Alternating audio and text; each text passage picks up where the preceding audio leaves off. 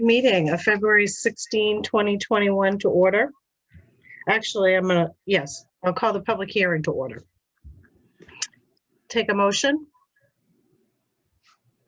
I'll Kathy, make that motion. motion and seconded. Yes, I'll second it. Okay. All those in favor? All right, 3, 4. Oh, let me turn my phone down here. Okay. All right, so we have a public hearing tonight on the articles on the 2021 town warrant. Anthony, you had mentioned that you might be able to screen share, and I noticed we didn't get a copy of the warrant articles in our packet. Yes, So I okay, I will share those right now. Just give me 1 sec. Okay, so I thought then other folks can follow along. I took them down off the website. Yeah, well, and I figured some people would. That's what I did.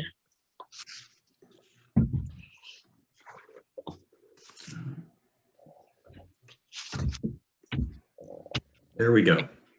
I hate when my kids use the desk up here because she takes all my pens. All right, so article number 1, we don't need to do anything with.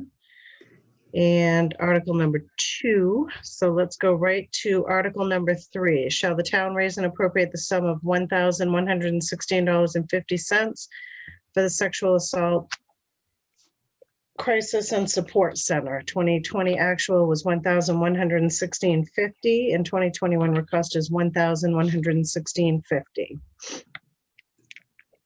Is there any questions on that? All right, seeing none, we'll move on to Anthony. Can you see if anybody raises their hand on the side? Because even with my grid view, I've got just 6 pictures. So yes, I have a limited view as well. So if anyone wants to ask a question during this, please chime in and we'll be happy to answer those for you. Or they can either use the chat box. Or the chat box, yes. Then that would work as well. All right, moving on to article number 4. Shall the town raise and appropriate the sum of $1,000 for disbursement to literacy volunteers, Waterville area? 2020 actual was 1,000 and the 2021 request is 1,000. Should I read the select board recommendations as well?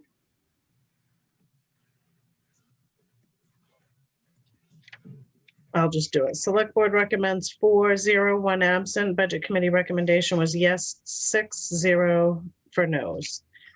Are there any questions on that article? No.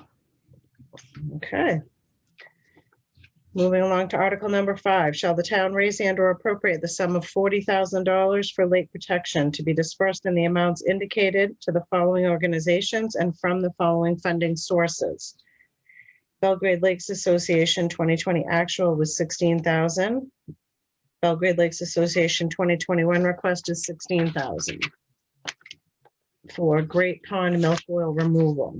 Friends of Messalonsky 2020 actual was 13,100. 2021 request is 13,100. Seven Lakes Alliance 2020 actual was $8,400. Seven Lakes Alliance 2021 request is $8,400. That does courtesy boat inspections and Youth Conservation Corps. The McGraw Salmon Lake Association 2020 actual 2,500. The McGraw Salmon Lake Association 2021 request is 2,500 as well for courtesy boat inspection, Youth Conservation Corps, and a porta potty. So we have 2020 actual. The total was 40,000. We funded from non-property tax sources, the Water Quality Improvement Fund of 20,000 and funding from property taxes, 20,000. 2021 proposal is the same, 20,000 from the Water Quality Improvement Fund and 20,000 from property taxes. Select board recommendations were 5 and 0. Budget committee recommends 6 and 0. Does anyone have any questions on that warrant article?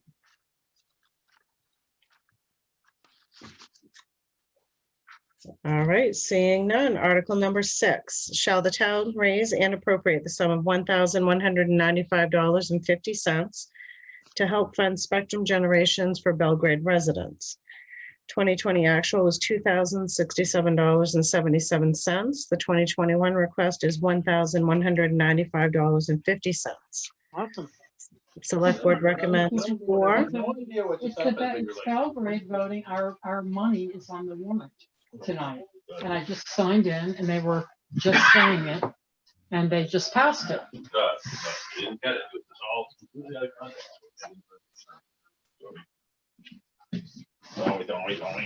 Yeah, I don't feel like doing much of a production here. So Okay, so Select Board recommendation on that was 4-4, 1 against, and the Budget Committee recommendation was 6-4 and 0 against. Does anyone have any questions on that article?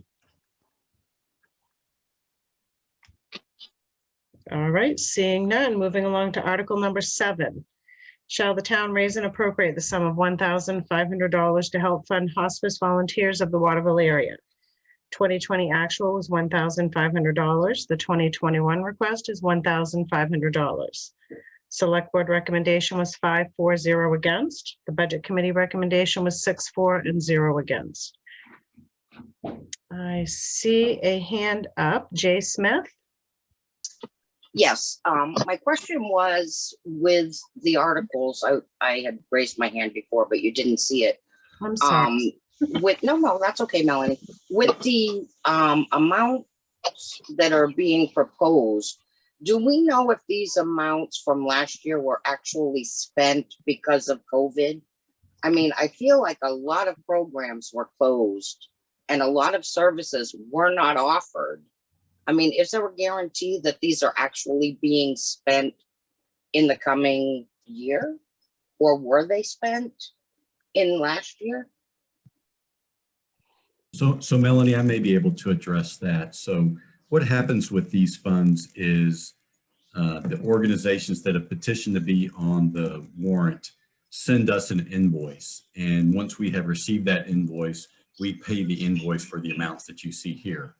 And so Right. what they do with that money afterwards is sort of out of our bailiwick at that point.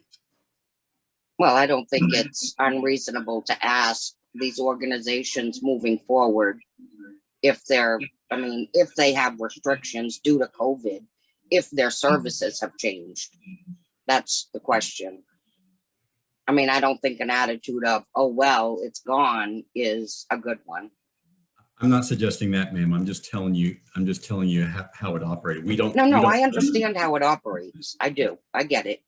It was just a question if we had any information regarding the services that potentially could have changed and the services that are being offered to Belgrade residents. That was the question. Yeah. And you answered it to the best of your ability. I'm good. Well, and I was going to just make a note of how we used to do these was social service requests came before the Select Board and members from each organization presented their case. And then when we went to the petition process, when enough signatures are collected on the petition, the Select Board is obligated to put that warrant article forward to the voters for their consideration. They actually presented petitions to you Yes. Yes. with So signatures of Belgrade residents? yes, Yes. Perfect. Thank you, Melanie. you're welcome. So we have backed away from having them come and present their case because we don't have an option rather not to put it forward if they collect the required number of signatures. Right. Got it. Thank you. You're so welcome. Does anyone else have any questions on article number 7? May I say something? Yes, Kathy. I simply want to say that I know that hospice has certainly been functioning during COVID because I have friends that have taken advantage of it. And can I chime in also? Absolutely. I think we need to get back to having them come in. That was one of the questions I had earlier this year, is why they weren't coming in. Just because they have a petition doesn't mean they don't need to come before the select board, because really what we should be doing is we should be voting against it as a recommendation of funding it, even though we have to put it on the ballot if they're not willing to come to us to let us know what's going on.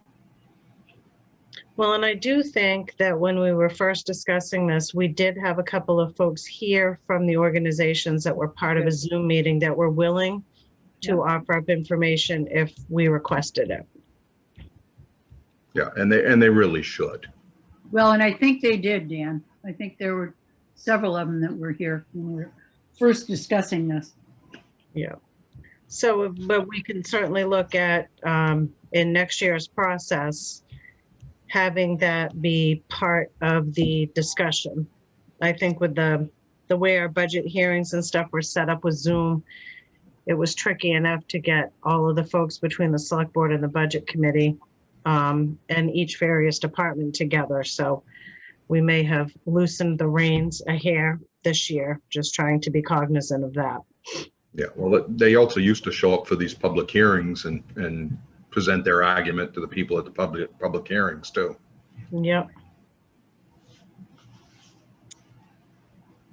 All right, so if there's nothing else on Article number 7, let's move right on to Article number 8. Shall the town approve an ordinance titled Mooring Regulations Ordinance? The select board recommendation was 3 for and 2 against. Are there any questions on that?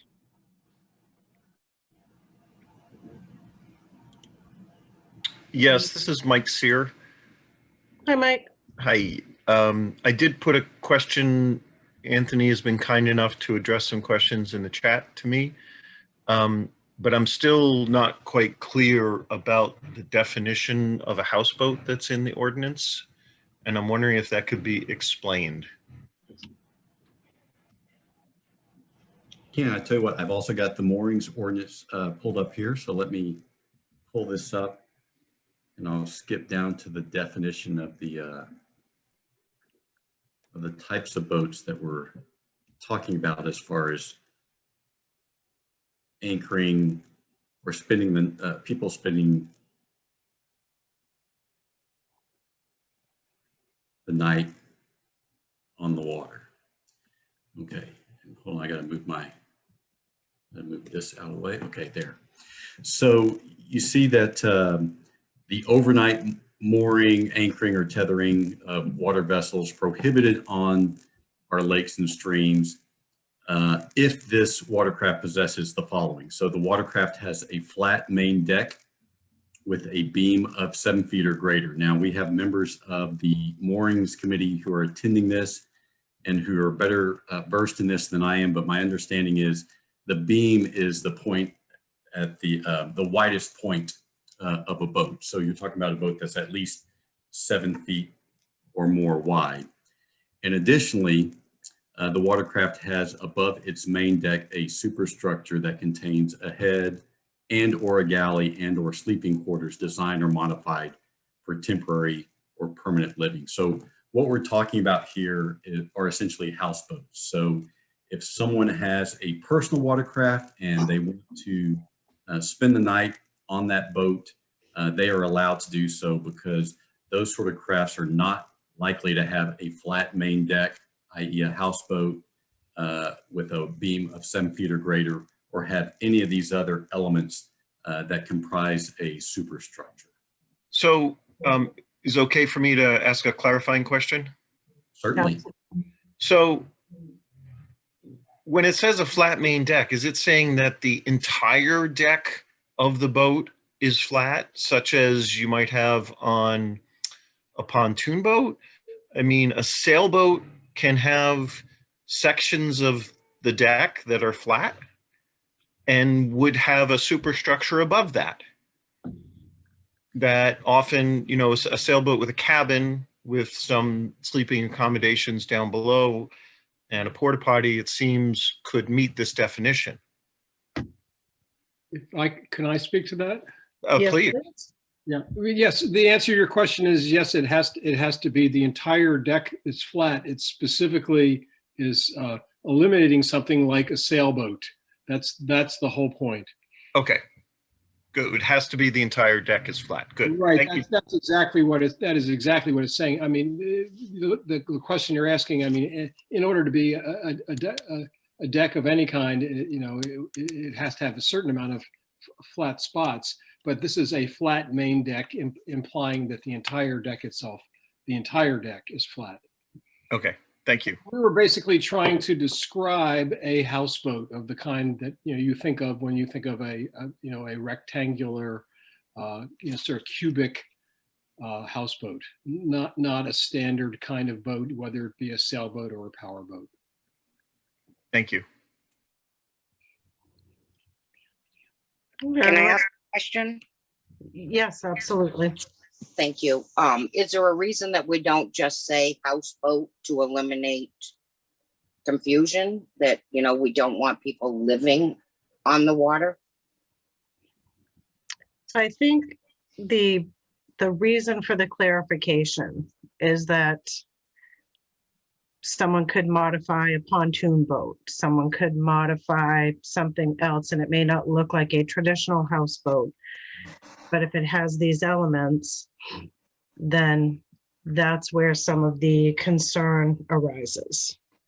Okay, and the 1 and 2, is it both or either or? Well, number 2 starts out with additionally, so that would say this in addition to this. These two So it elements has to have meet be met. both criteria. Yes, It has to have the 7-foot or greater beam and the head and galley and houseboat stuff. yes, So it must have both. yes. Okay, thank you. You're welcome. And this is Mike Sear again.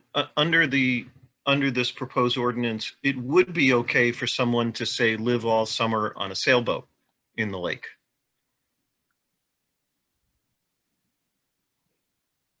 It would? That's what I'm asking. Oh, sorry.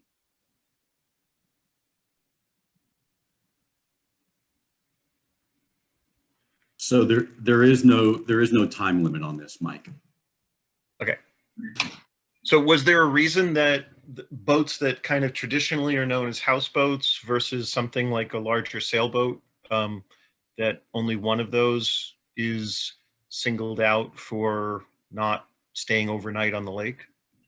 Yeah, so what we were trying to do was differentiate between something that was a commercial business, in other words, like a Airbnb on the lake, versus someone's own personal boat. So we wanted to allow for people to stay overnight on their own personal boats on the lake, but we didn't want someone coming in and flooding the lakes with commercially rented and leased houseboats that could damage the ecology of the lakes, along with, changing the integrity and character of Belgrade's lakes. Thank you. You're welcome. Are there any more questions on article number 8? All right, seeing none, we'll move on to article number 9, general government. To see if the town will authorize the Board of Select Persons to act on the following: spend an amount not to exceed 1/4 of the approved budget for 2021 between January 1, 2022 and the date of the regular 2022 town meeting. Vote to accept any and all overdrafts and balances that have lapsed and are not otherwise directed to the undesignated fund. Select Board recommendation on that was 5, 4, and 0 against. Are there any questions on article number 9?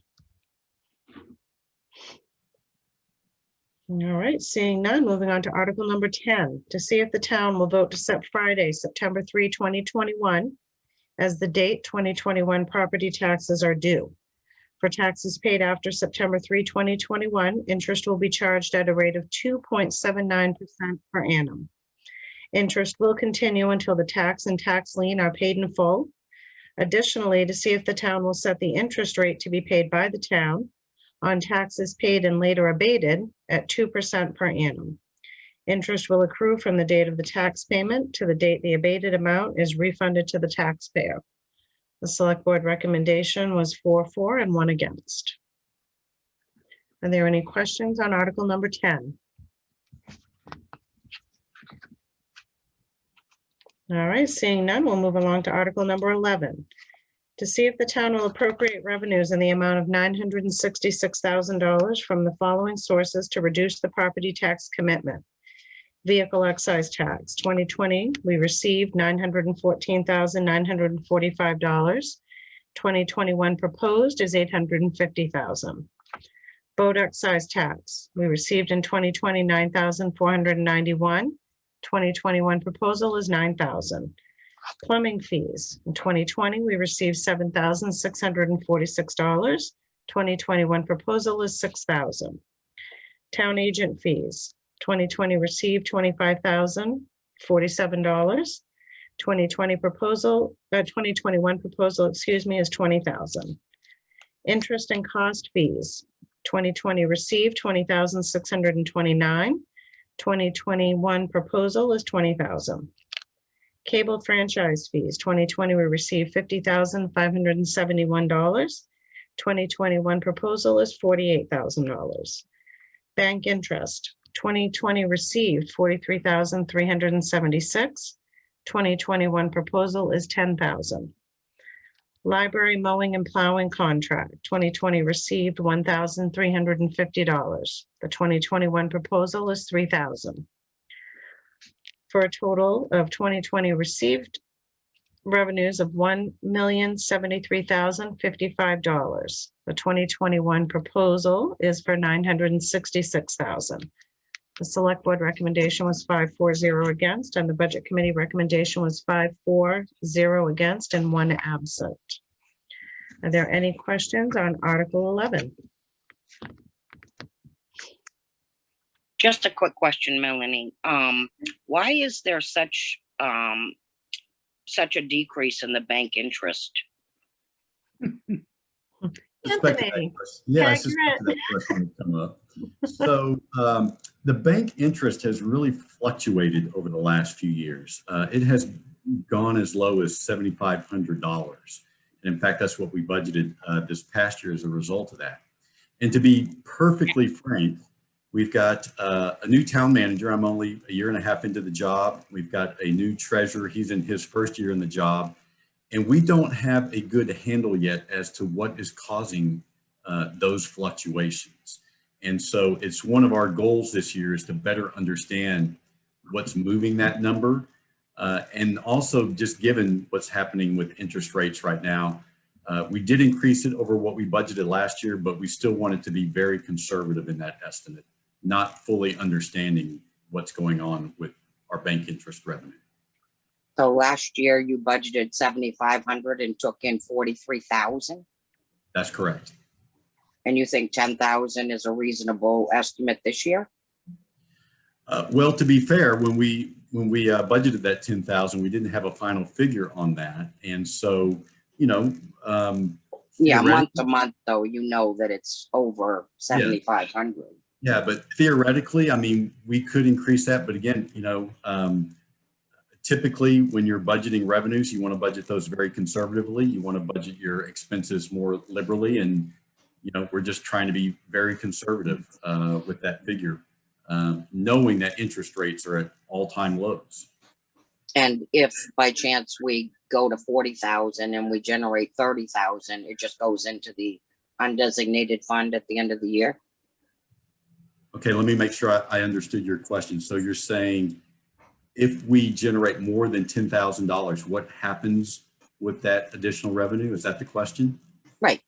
Okay, yes, ma'am. It does go into the undesignated fund. Yeah, that's what I thought. Okay, thank you. You're welcome. You're welcome. All right, are there any more questions on Article number 11? Seeing none, let's move along to Article number 12. To see if the town will raise and/or appropriate $1,203,471 for municipal operations and administrative activities as follows. The Select Board 2020 actual was $7,339. The 2021 proposal is $14,955. Board of Appeals, 2020 actual was 358. 2021 proposal is 1,438. Administration, 2020 actual was 353,932. 2021 proposal is 403,356. Town Manager, 2020 actual was 107,792.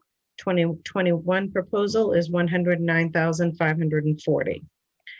Code Enforcement Officer, Plumbing Inspector, 2020 actual was 40,564. 2021 proposal is 49,228. Planning Board, 2020 actual was 1,316. 2021 proposal is 6,150. Hearings and Elections, 2020 actual was 11,737. 2021 proposal is 11,650. Insurance, 2020 actual was $88,032. 2021 proposal is $98,647.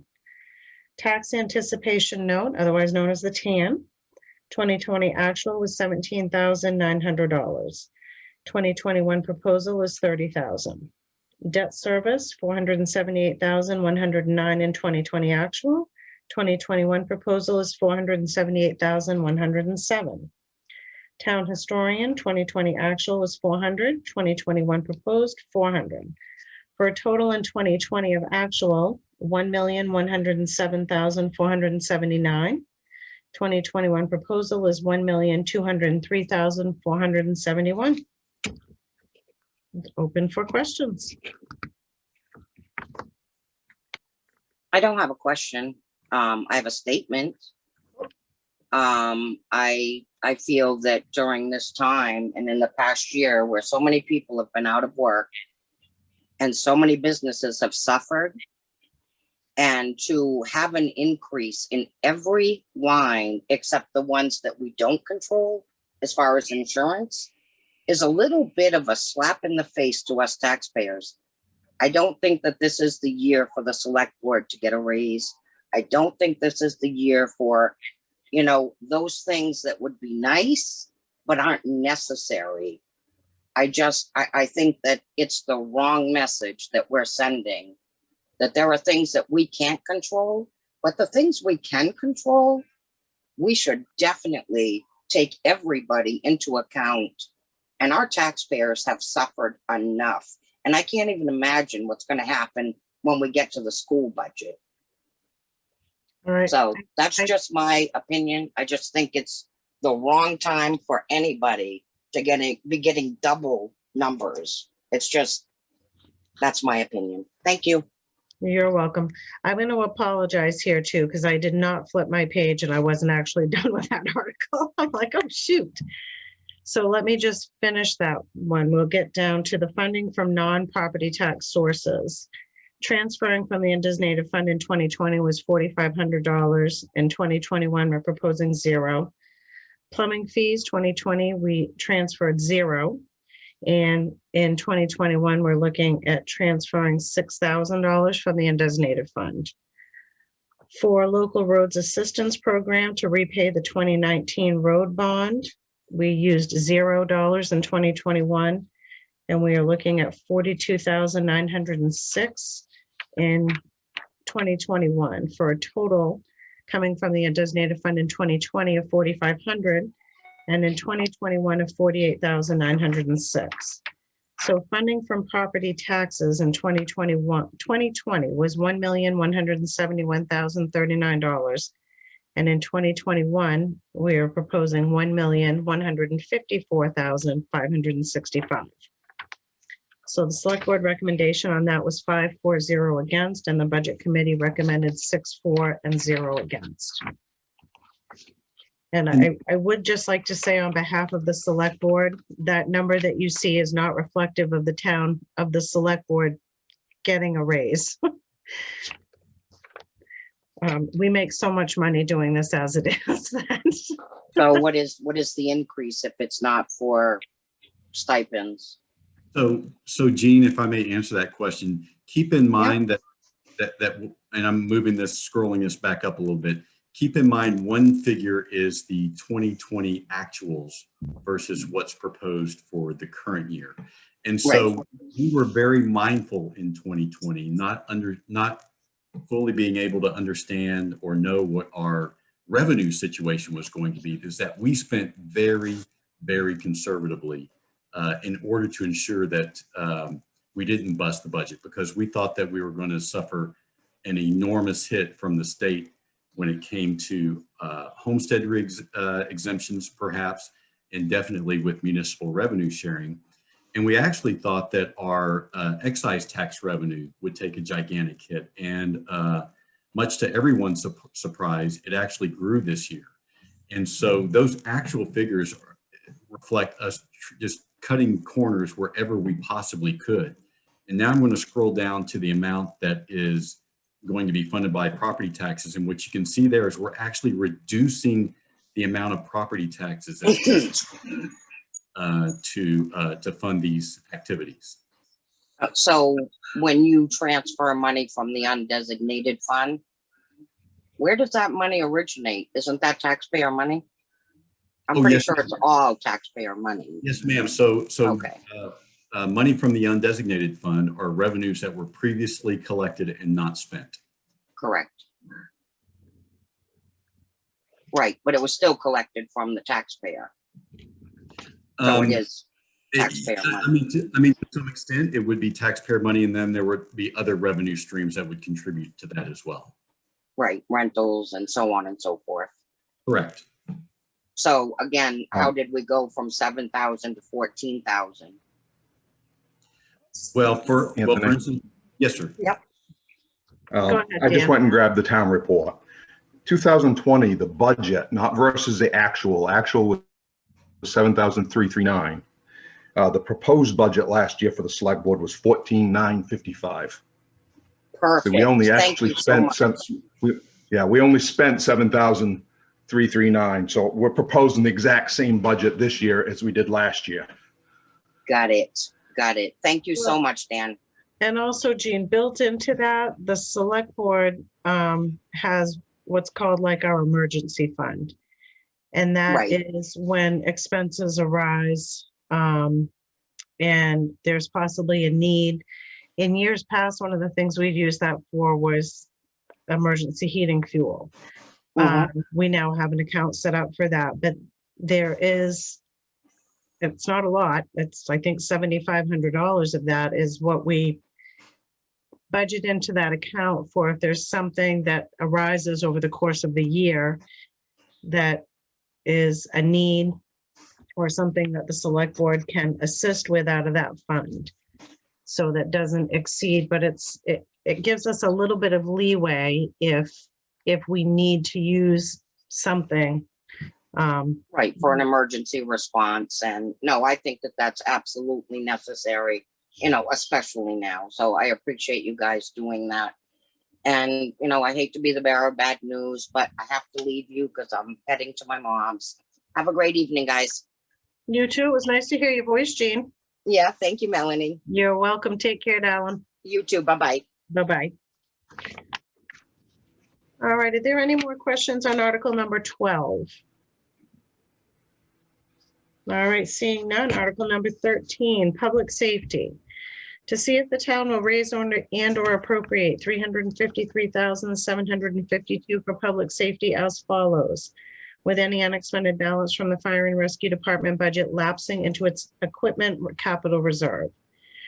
The emergency management director, 2020 actual is 0, 2021 proposal is $300. The fire and rescue department actual was $185,340. 2021 proposal is $287,002. Municipal streetlights, $21,954 in 2020.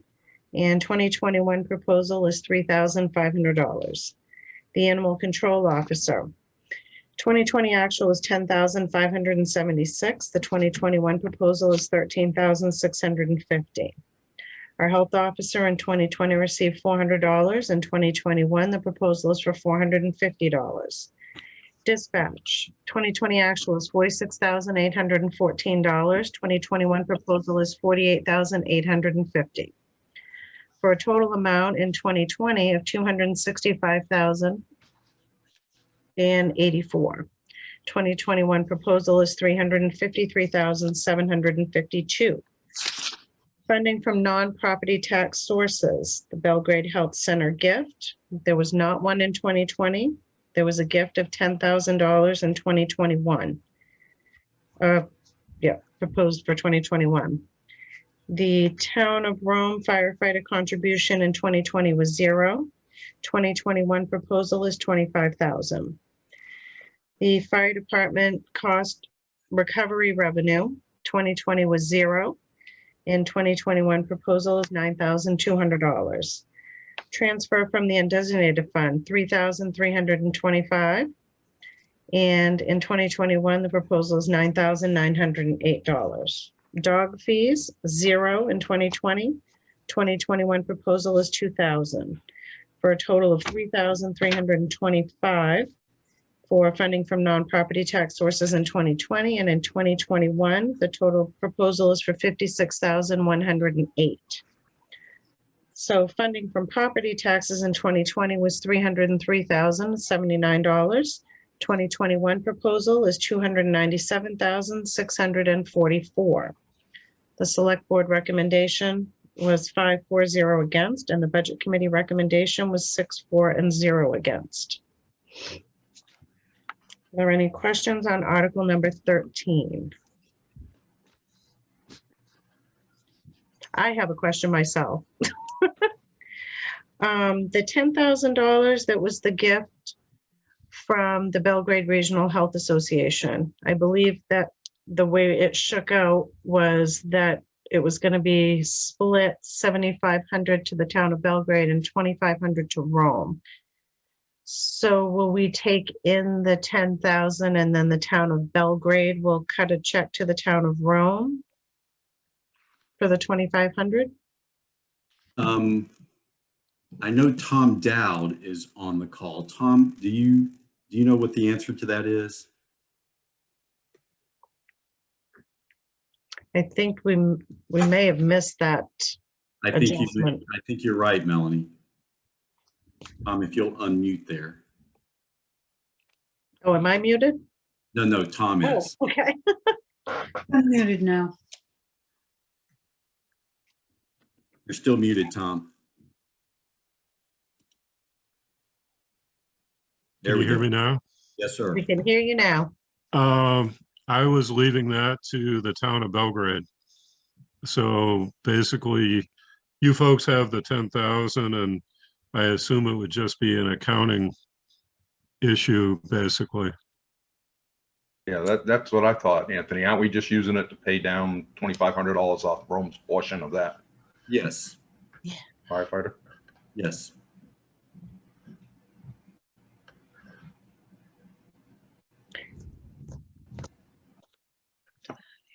All right, so I guess probably the easiest way for us to remedy that then would be for the town of Belgrade to cut a check to the town of Rome for 2,500.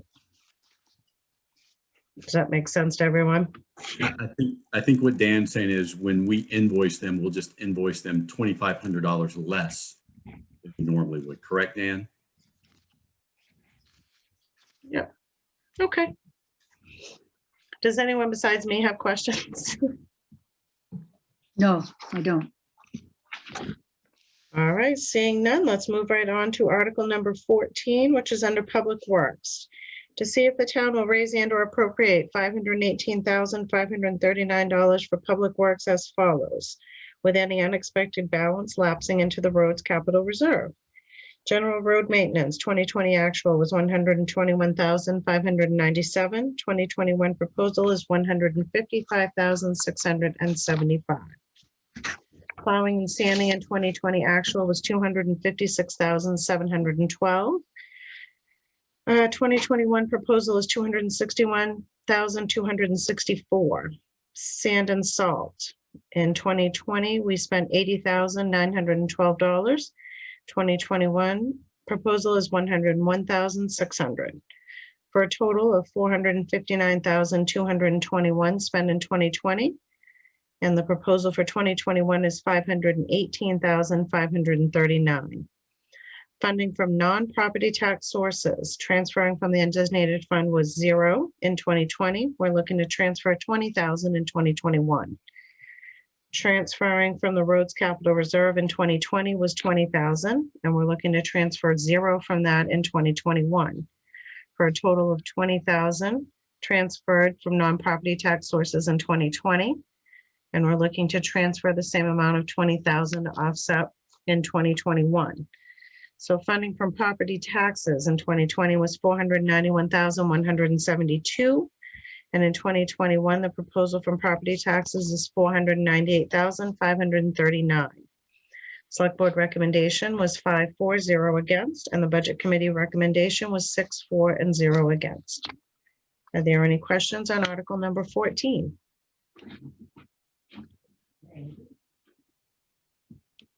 All right, seeing none, let's move along to cemeteries and Article number 15. To see if the town will raise and or appropriate $23,125 for cemeteries as follows.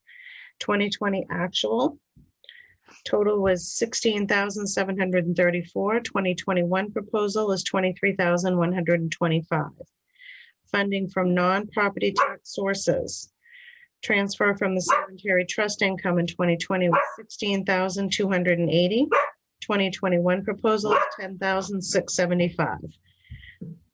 Transfer from the cemetery equipment fund, reserve account, in 2020 was $1,200. 2021 proposal is 0. Transfer from the end doesn't, I'll be right back.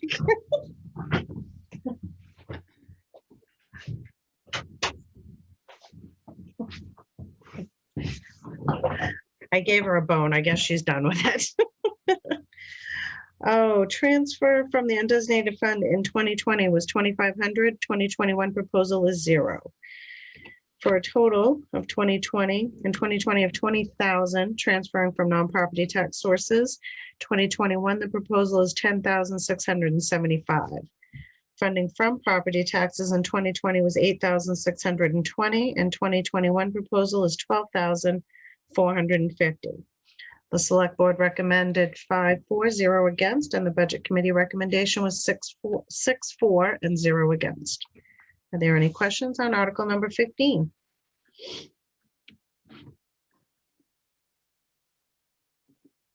All right, seeing none, we'll move along to Article 16, Facilities and Grounds. To see if the town will raise and or appropriate $254,771 for the maintenance of facilities and grounds as follows. General maintenance in 2020, the actual was $122,316. 2021 proposal is $147,800. The Center for All Seasons, 2020 actual was $20,296. 2021 proposal is $32,940. North Belgrade Community Center, 2020 actual was $6,629. 2021 proposal is $11,410. The maintenance garage in 2020 was $4,801. 2021 proposal is $3,515. The sand and salt shed, 2020 actual was $716. 2021 proposal is $1,150. Lakes Fire Station, $14,212 was spent in 2020. $6,555 is the proposal for 2021. Depot Fire Station, $3,037 was 2020. 2021, we're looking for $3,980. North Belgrade Fire Station, $2,717 were spent in 2020.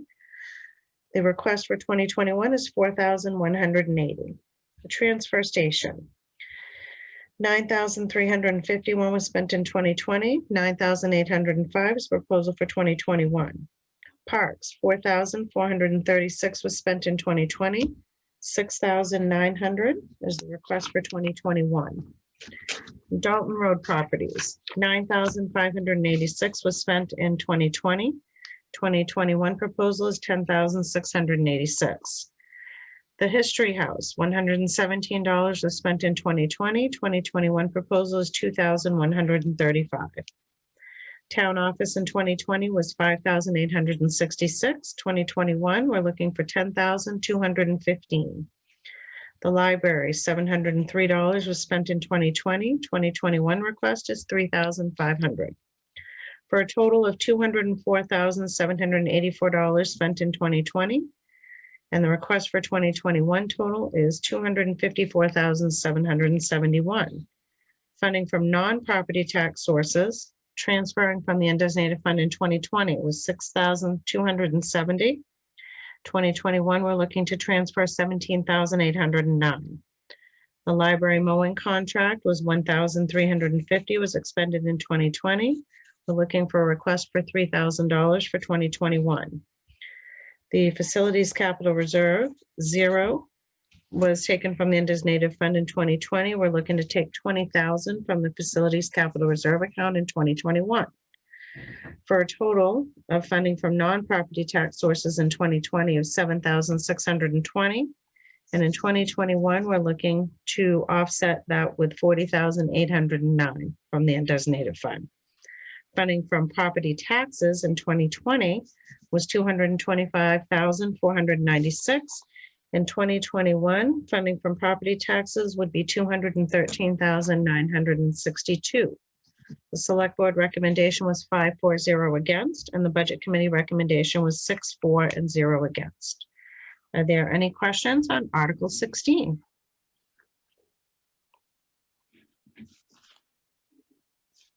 All right, seeing none, we'll move along, excuse me, to Article 17. Solid waste.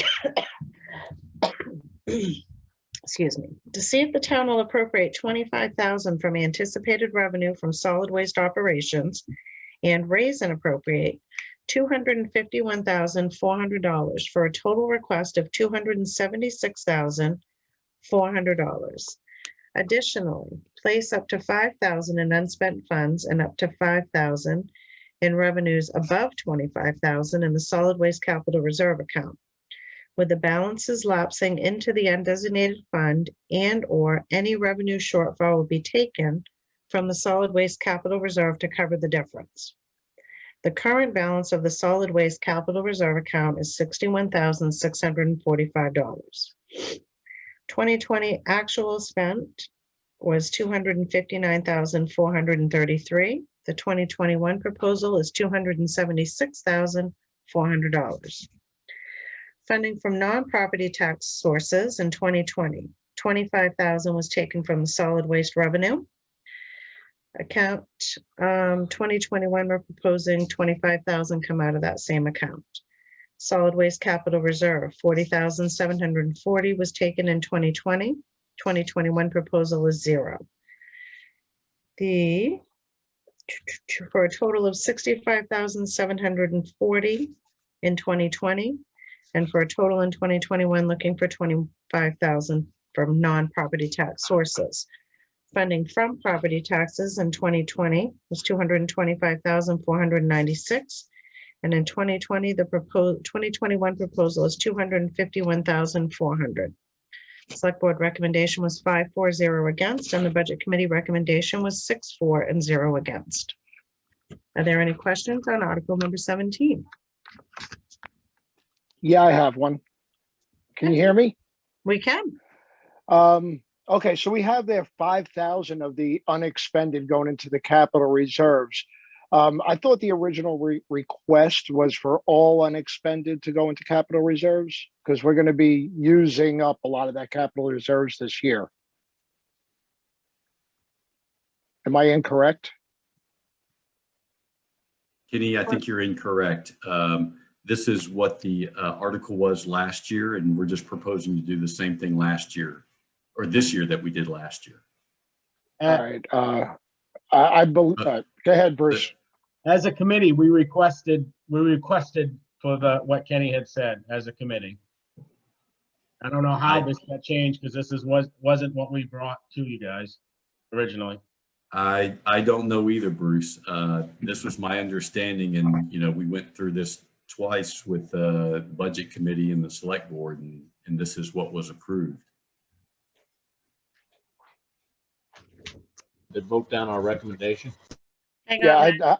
I'm looking at my budget book, so you guys keep going. I believe because we were spending a lot of money out of the capital reserve on the paving and the cement pad this year, that we had agreed that we were going to take all of unexpended and put it back into it.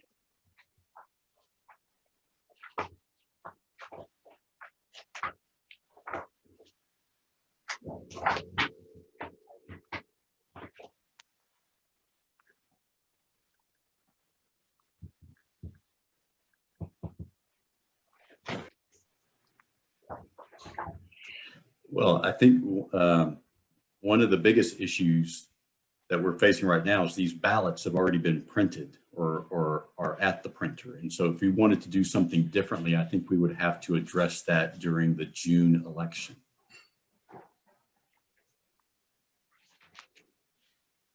Yeah, there's nothing you My can do. bad. I missed it. I missed it. It wasn't a budget packet as written on here. So it was my bad. I missed it. Was it really? Yeah. I missed it also then. Yeah, there's nothing that can be done right now. But Bruce, this is something that if something differently needs to be done, we could ask the voters to consider doing that in June, assuming that this article passes as is at town meeting. Okay, maybe that's something you can discuss with Kenny on when you guys have your meeting. Absolutely. Yeah, Okay. yeah. Yeah, we'll have to make sure though that we could put a warrant article that has to do with the administrative budget in the June referendum. Could we do that if we consider that that election to also be a special town meeting?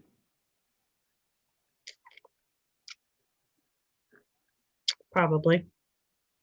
Okay, it's something I'll check with MMA about. Sorry, guys.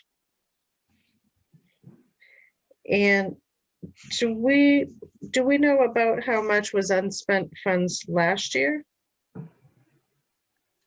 So when you say last year, you're talking about 2020. Yeah, 2020. 2020. Yeah, I think it was about 9,000. I've got the audit right here, and looking for solid waste.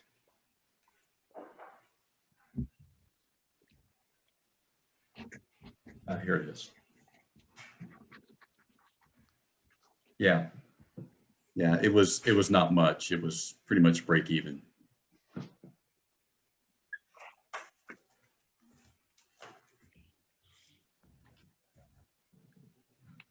All right. I don't know how we fix that now. Damn. But we don't end up being the same this year. There was pretty much break even. Even if you add more in there, it isn't going to make a difference. Right. All right. Any other questions on Article 17? All right, seeing none, let's move on to Article 18, Library.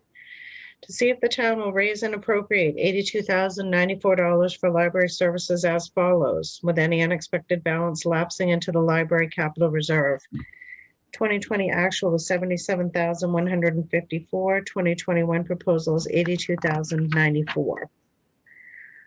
Oh, okay. Funding from non-property tax sources, library capital reserve. 2020 was $23,231. And 2020 proposal was $0. Funding from property taxes in 2020 was $58,863. 2021 proposals $82,094. Select board recommendation was 5-4-0 against, and the budget committee recommendation was 6-4 and 0 against. Any questions on Article 18? Bruce?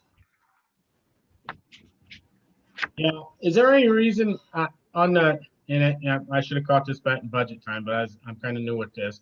But on the transfer station, it had how much is in the capital reserve, but here on the library one, it doesn't, and it should. It should say, because you're saying for all monies to lapse over into the capital reserve, how much is in that capital reserve? It should be right in that article. So the taxpayers know what's exactly going, how much is in that capital reserve, so they're voting on sending what's left over the budget into the capital reserve. That I is a mean, good, if you're doing it on one budget, you need to do it on all the budgets. yep, I agree. To answer your question, Bruce, right now in the library capital reserve, we have $16,782. Perfect. Thank you. Will you try to remember, Bruce? Yeah, I will. I'll try to remember that for next year. Yeah, and sometimes it's just we tried to consolidate so many things this year to make the warrant a little bit more palatable.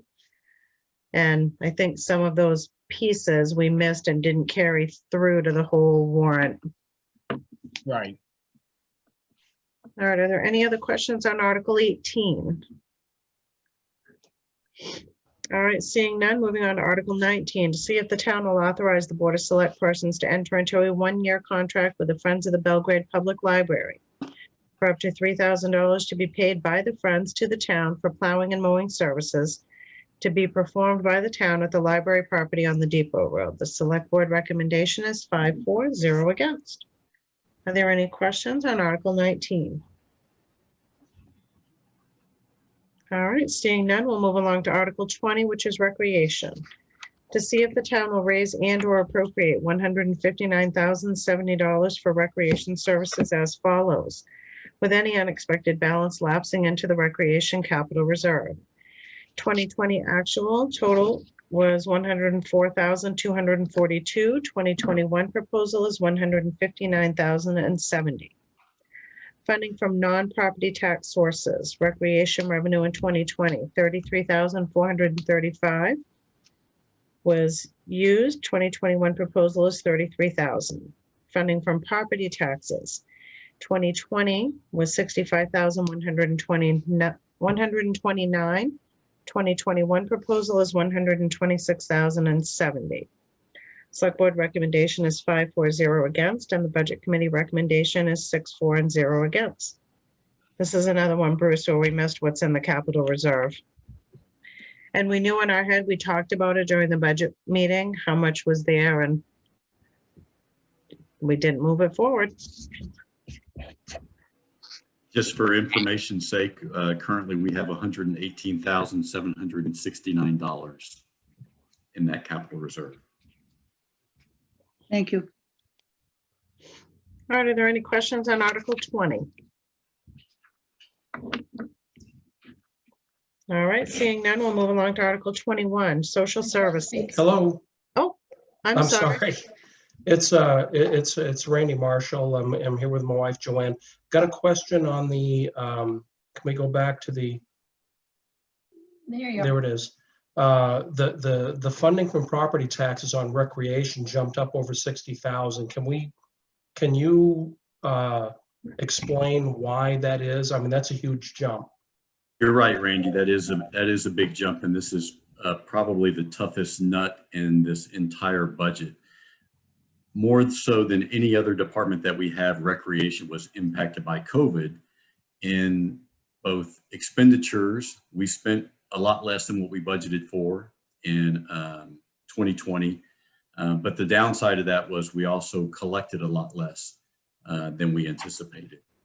And so what we decided to do in 2021 was to try to budget in anticipation that we would have a much more normal year from an activity level, but knowing that there was still a great risk that we wouldn't collect the amount of recreation revenue that we normally would. And so we budgeted that, as you can see there, flat to what we collected in 2020. So that does leave a big jump in the amount that would be funded through property taxes for our recreation department. Of course, if we are unable to do some of the activities that we hope, for instance, by now we would have had, or around this time, we would have had a father-daughter dance. We're still hopeful that we can do that in the fall. That's one of our big revenue generators. But if we don't do that, we'll also save the expense of that. And the same goes with our summer camp program. We had, somewhere about 2 dozen kids in our summer camp program last year. We're anticipating a more robust summer camp program because there's less uncertainty about the pandemic now than there was a year ago. But nonetheless, if we collect that revenue, we'll generate more revenue. If not, then we won't. So does that answer your question, Randy? Yes, sir, it does. I appreciate it. Thank you. What did we budget last year? For expenses, Yeah, for Kathy? 2020. let me look in my budget book here real quick.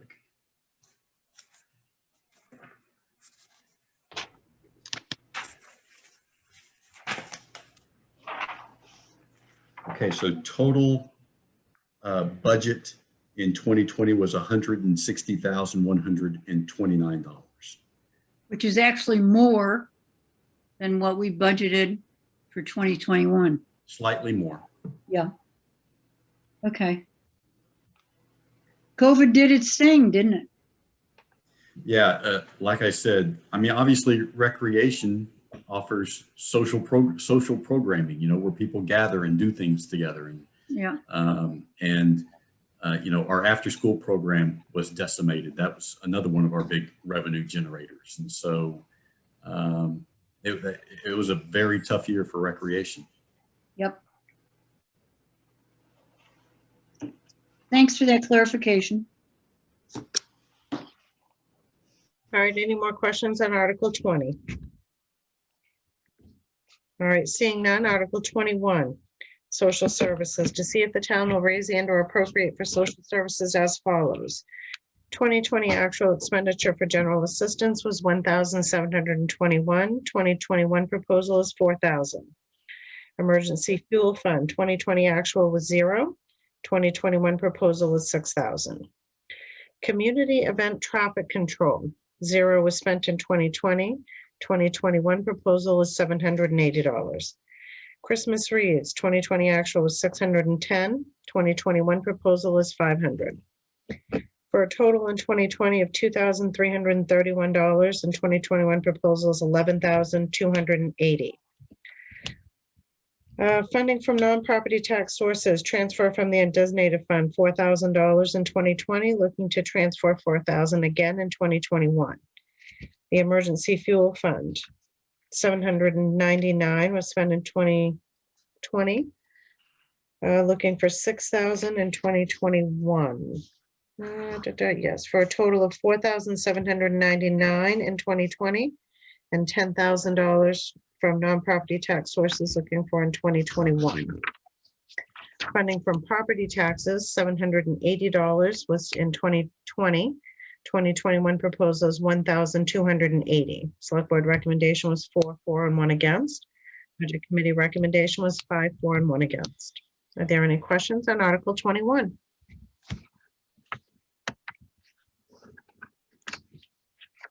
Seeing none, we'll move along to Article 22 to see if the town will raise and appropriate $20,192 for Belgrade's share of the 2021 operations and maintenance cost of the Village Dam, the Wings Mills Dam, and the Salmon Lake Dam.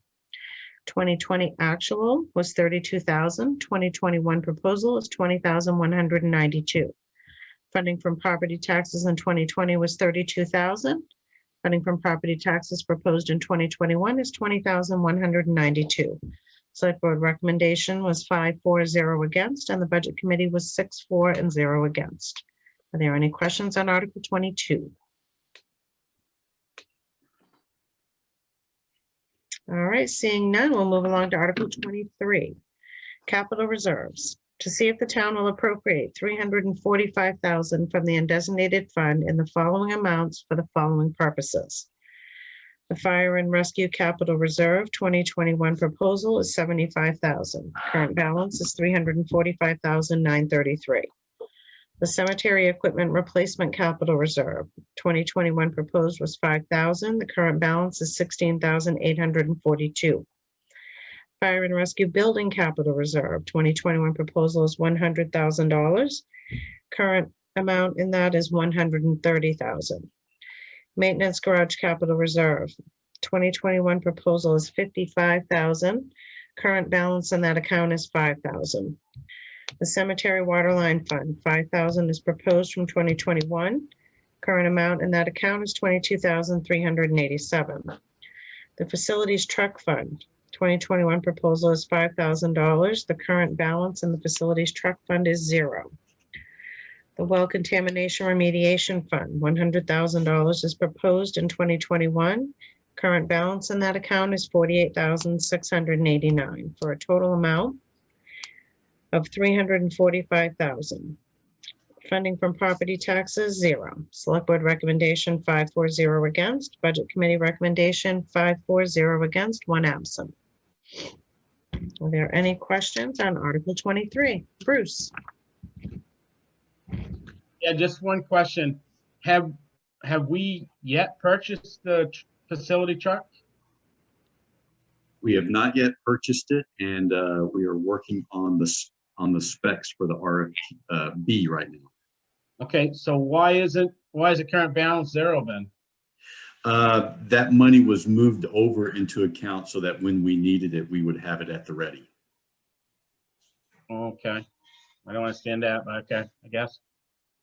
I don't necessarily understand that either. Because the fire department, we got a truck being built right now, and that money hasn't been moved over. So why was that moved over? I guess I don't understand that.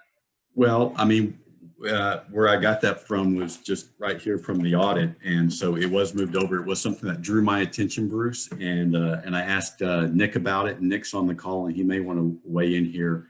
But the auditor suggested, since it wasn't a warrant article, to move that over into a different account. And what account was that moved to? Nick, are you there?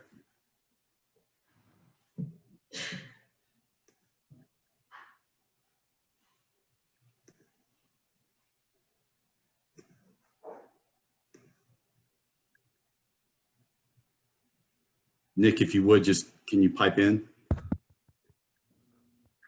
Can you hear me? Yes. Yes. Okay. Sorry about that. I believe it was moved over into the facilities capital reserve. And this was, I think you guys brought up, Mary or Anthony asked me about it. And that's something I got to ask the auditors about, the reasoning behind moving it to that account. So the auditors suggest that we took money out of an account that was set up for a facilities truck and moved it into a different account? Right. I believe they, well, I don't have the audit in front of me, but I believe it's the facilities capital reserve.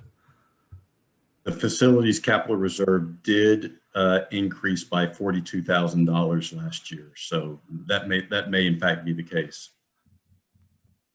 And I believe Mary pointed it out to me, or it might have been Anthony, and I didn't have an answer at the time. I got to ask the auditors about it. Yeah, I guess my question would be, could we get a clarification from the auditors why we would have to do that? I just don't understand why you'd move it from one account to another account where it's, it's in a capital reserve, so it's up to the board to make that decision to release them funds when it's Yes, needed. sir. Yeah, Bruce, we will definitely ask the auditors about it. Nick is right. We have talked about it, and it struck me as curious as well. Well, and I guess I feel like when we were doing the budget meetings, I don't remember seeing that and nobody wondering why there was no money there, because $5,000 isn't going to buy a new 1-ton. Well, and Melanie, you're right, but keep in mind the budgeted figures. We just got those budgeted figures, so we didn't have this figure at the time that we were talking about it. We thought that money was still in that account. The auditors have since, as Nick said, moved that to a different account. So that's probably one of those things that, of course, it's gone by the wayside. But when we're doing the budget meeting and we have zeros in those columns, we do have to come back and redo that if there's any change. Okay. Because otherwise, this looks like we knew when we did this, but that number wasn't there. Yeah, and we wanted this just to be as accurate as possible for the voters. And by accurate, what was reflected in the audit. Yeah, so that's one of those things you got to fill us in on. Okay. Because that, yeah. Good catch, Bruce. If I can, Yeah, go ahead, Rick. I think we've been through this before. Auditors will make a recommendation. They don't tell us where to put the money. They might suggest that, but I think it's up to the town to decide where the money goes. It isn't just because the auditor said that. Well, and we established a fund for the facilities truck. So that money shouldn't have been moved anywhere if we were essentially setting up a savings account to purchase the truck that we knew we were going to have to purchase. But as of right now, it doesn't matter because we're working on this article here. There's no figure in there, so we have nothing to go by. Well, that's something we need to find out in the future, maybe the next meeting about it. So we Okay, should so, hold up this article because of that. yeah, so we will, we'll definitely have a discussion with the auditor this week. Okay. Anything else on Article 23? All right, seeing none. Article 24. To see if the town will raise, appropriate, authorize, designate, or release the collective sum of $26,638 as dictated by the following trusts and funds. To make available to the principal of Belgrade Central School the interest in the amount of $334 from the Robert A. Guptill Historical Fund for the promotion and association of history. To see if the town will raise and appropriate $952 in property taxes and appropriate $48 from the Don C. Stevens Fund for a total of $1,000 to support an academic award from the town to the highest ranking Belgrade senior graduating in 2021. To authorize the use of the Don C. Stevens Fund for the public schools of Belgrade income in the amount of $15,581 to benefit the public schools of Belgrade. To authorize the use of the income from the cemetery portfolio, ICS Perpetual Care Fund, Guy A. Yetton Cemetery Trust Fund, and LaCroix Cemetery Care Trust in the amount of $10,675 to benefit the maintenance and operations of the town of Belgrade cemeteries. Select Board recommendation is 5-4-0 against. Budget Committee recommendation 6-4-0 against. Any questions on Article 24? All right, seeing none, let's move along to Article 25. To see if the town will authorize the Select Board to use money from the undesignated fund to maintain operations at 2020 levels, should the voters reject a departmental budget under this warrant until such time as the voters approve a revised budget for the departments at a special town meeting. Select Board recommendation 5-4-0 against. Budget Committee recommendation 5-4-0 against, 1 absent. Are there any questions on Article 25? All right, seeing none, let's move along to Article 26. To see if the town will repeal Article 13, adopted as a perpetuity article in 2009, to authorize the Board of Select Persons to spend from reserve accounts. Note the perpetuity article adopted by the town is unnecessary because state law grants this authority to the Select Board without additional action by the town. Select Board recommendation 5-4-0 against. Any questions on Article 26? All right, seeing none, Article 27. To see if the town will repeal the first 2 items in Article 18, adopted as a perpetuity article in 2011, and authorize the Board of Select Persons to file insurance claims when necessary, and to accept and expend proceeds of an approved claim on behalf of the town for work or a purchase related to the subject of the claim. This authority remains in effect until repealed or replaced. The Select Board recommendation was 5-4-0 against. Are there any questions on Article 27? All right, seeing none, Article 28, see if the town will repeal Article 34, adopted as a perpetuity article in 2012, and Article 40, adopted as a perpetuity article in 2013, and vote to approve the following. Any unspent balance in the town recreation budget at the end of the fiscal year shall be transferred to the Recreation Capital Reserve account. Any shortfall in the recreation budget at the end of the fiscal year shall be covered by transferring funds to the Capital Reserve account.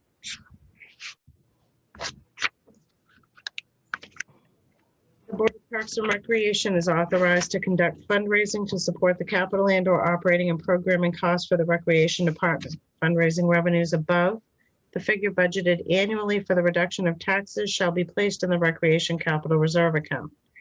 Any unspent balance in the library budget at the end of the fiscal year shall be transferred to the Library Capital Reserve account.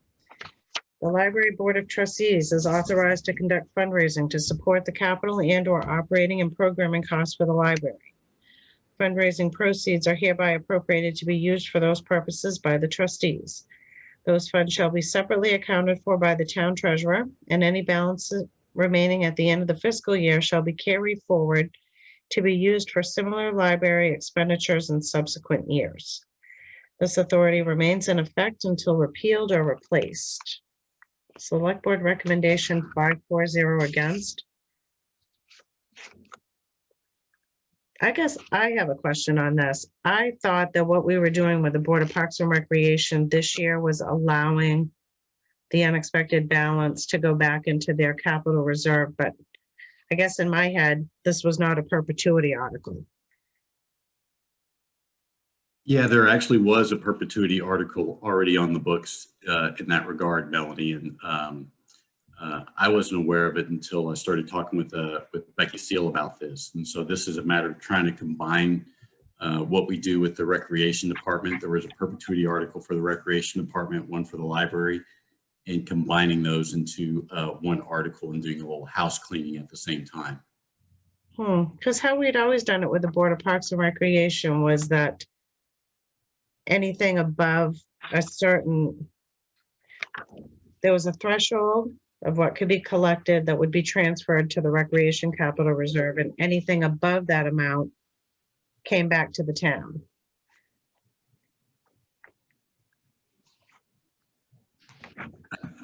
I can't speak to what's been done in the past. It is my understanding that, you know, we would raise a certain amount of money through fundraising for the Recreation Department, and anything in excess of that went into the capital reserve. And conversely, if they did not raise that amount, then that amount would come out of, the difference would come out of their capital reserve. Okay.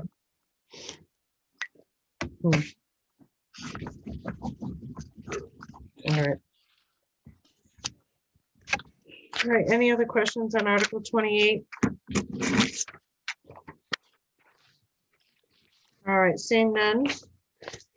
Article 29, to see if the town will repeal Article 52 adopted as a perpetuity article in 2010. That article authorized Belgrade Scout troops to be involved in the town's newspaper recycling program and receive revenues for their efforts. That activity represents a liability the town's insurer advises against. Select Board recommendation was 540 against. Any questions on Article 29? All right, seeing none, I will take a motion to exit the public hearing.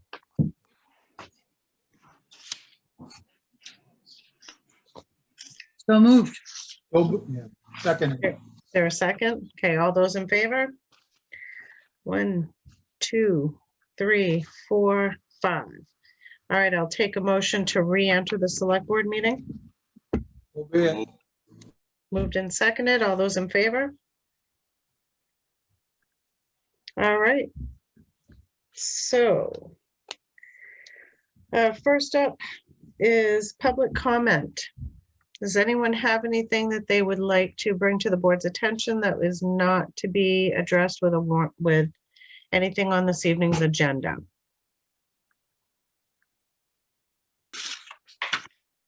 All right, seeing none, we'll move right along to old business, the approval of the February 2, 2021 Select Board meeting minutes. I never did the Pledge of Allegiance, you guys. I apologize. I just looked down and saw my flag. All right. I'll make the motion. Is there a second? Second. Yes. All right. The meeting minutes for the February 2, 2021 Select Board meeting is open for discussion. All right, seeing none. Dan, what's your pleasure? Yes. Ricky? I'm going to abstain. I wasn't there. Okay, Kathy Yes. and Ernie. Yes. All right, 4-4, one abstention. All right, then we have new business. We have board appointments. The first one is Pat Donahue, who would like to be on the Lakes Committee. Take a motion. So Make a moved. motion, we accept his nomination. All right, so Kathy opened it, Ernie seconded. It's open for discussion. All right, I seeing, think it's nice of him to volunteer to do that. Yes, thank you. all right, if there's no discussion, Kathy, Yes. yes, Ernie, Yes. Ricky, Yes. Dan, Yeah, I surrender. I still don't think we need it, but yeah, I guess. all right, 5-4. Welcome aboard, Pat. Thank you very much, Pat. We can't hear you, but we saw your lips moving. We're good. All right, next up, we have Stacy Whitcomb Smith to the Library Board of Trustees. I'll take a motion. Is So moved. there a Oh. second? Second. All right. That application is open for discussion. Stacy, are you there? I don't see, I see her. I see her, but I don't hear her.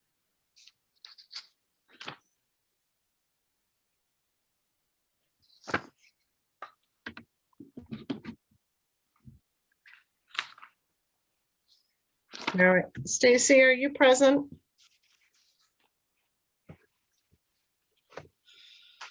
So what do we do with that? She is, she's on the call. How come we can't hear her? Well, I see her on the call. Let me ask her to unmute. Maybe she stepped away from her computer. Sorry, I just got got lost on some other page. I don't know what happened. I don't use Zoom that much, so, and I use 5 other programs, so trying to find the thing that you're looking for. My apologies. That's all right. You'll be zooming now, Stacy, if you get in. I do use Zoom, just not as much as the others.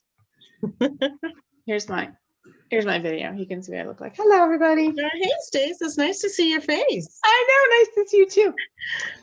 I'm like, looking to join the library board. How lovely, since we don't get to do our book club anymore. I know. That makes me sad.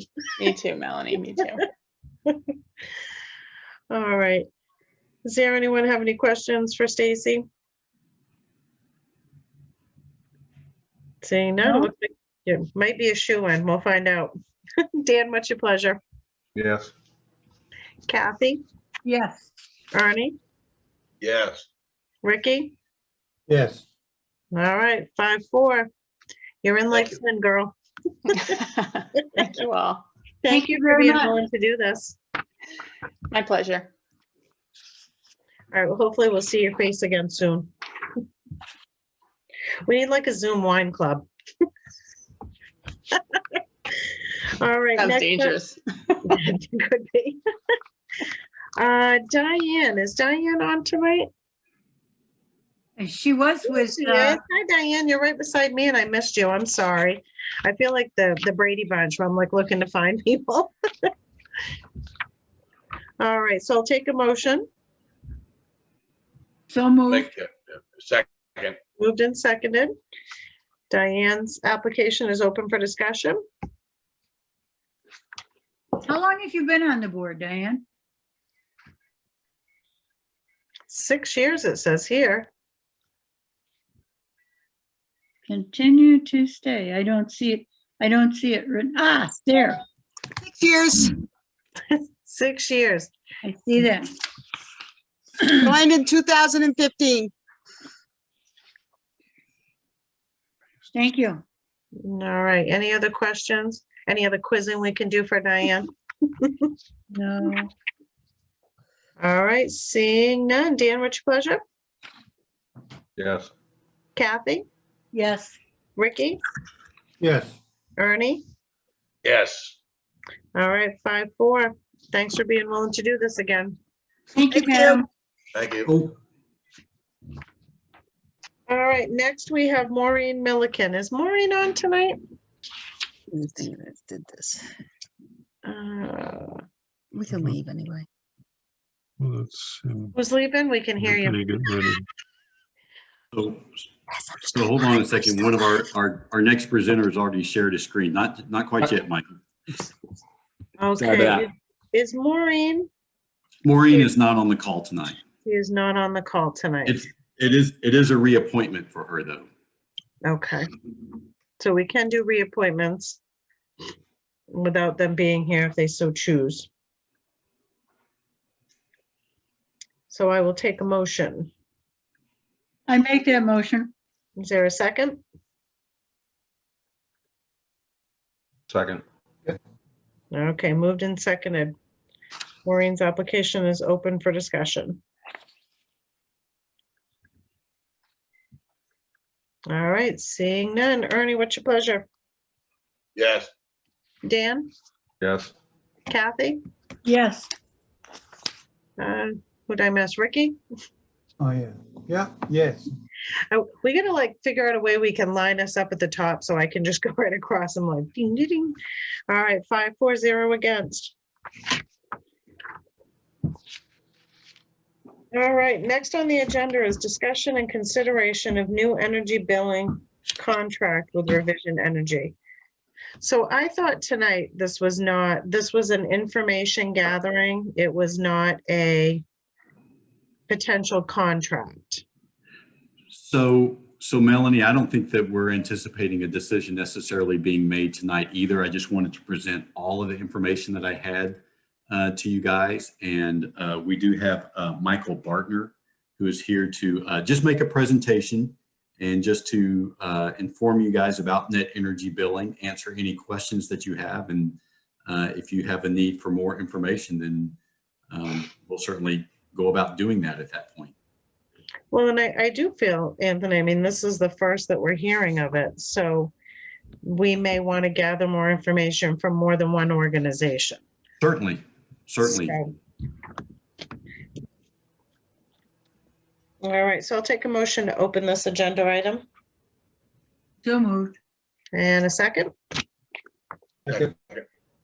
All right, all those in favor? 1, 2, 3, 4, 5. It's open for discussion.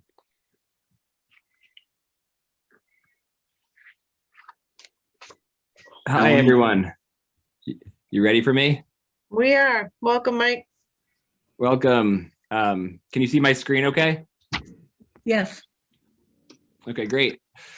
Well, so thank you everyone for inviting me to join you this evening. My name is Michael Bartner. You all live in a great place, a really beautiful place. I spent 4 summers on Pine Island camp on Great Pond. So I know the area really well. And I'm here tonight to talk about the Net Energy Billing Credit Program. I promise I'll tell you what that actually is in a couple minutes. So this is logo of our company, Revision Energy. We've been in Maine. We've been in existence in Maine for 17 years, building solar systems. We've been rated the #1 in solar installer in New England. We're vertically integrated, meaning we're not just selling solar, we're designing and engineering solar energy systems. We're handling all things legal and financial with the solar project, and we're getting these systems built. This is a picture of all of our co-owners. We employ hundreds of local folks, supporting the Maine economy, creating good paying jobs, worthwhile livelihoods, and we're a certified B Corp, meaning we take environmental and social considerations into our decision making as a company. Here's one of our co-founders after LD 1711 was signed into law, which totally overhauls the solar policy in Maine, making it really accessible and very attractive for municipalities and schools and water and sewer districts and many others as well. One of the many wonderful things about LD 1711 was that it had a bipartisan support. As a matter of fact, the legislation was introduced by a Republican.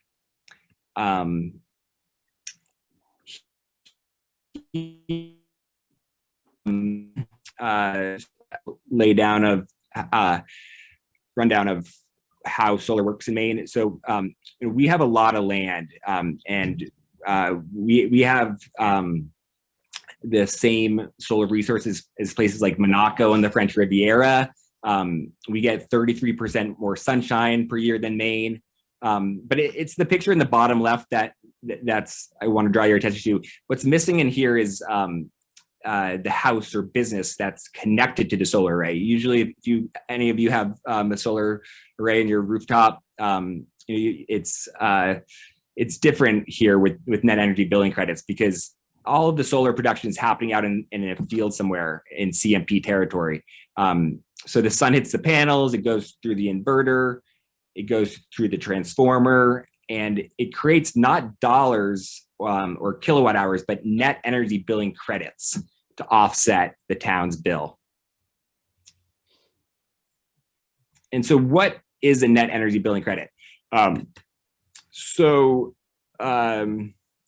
net energy billing credit simply is a monetary credit that's associated with solar generation that's applied to your monthly electric bills to reduce the bill's overall costs. Let me explain that in further detail. Think of it like a Hannaford gift card. So say every week I meet you in the Hannaford parking lot, and you're going to spend $100, and so I give you a coupon or a gift card for $85. So you give me $85, I give you a $100 Hannaford gift card that you can spend any way you want in Hannaford. You can buy cottage cheese or milk. It doesn't matter what you buy. And so the same works with these credits, is that you can go in and apply these credits to any part of your electric bill. So I worked with Nick a bit in terms of determining what your electric bill was for the town. And I mean, we can get into the details, but essentially I subtracted, it's great that you did the street lights LED recently. And so you're saving about $500 a month with that. So we took that off what your expenditure is on electricity. And we took off a residential account, which does not apply to net energy billing. And so we created a total, which we don't have to get in the weeds now. If you want, we can, about how what the savings would look like for the town of Belgrade. So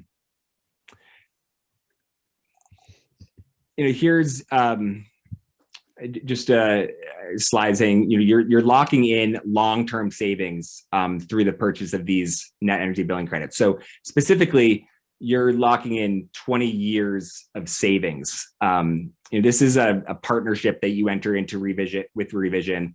This is a solar array that we built up in Skowhegan for several municipalities that join this solar array with no upfront cost and are saving money.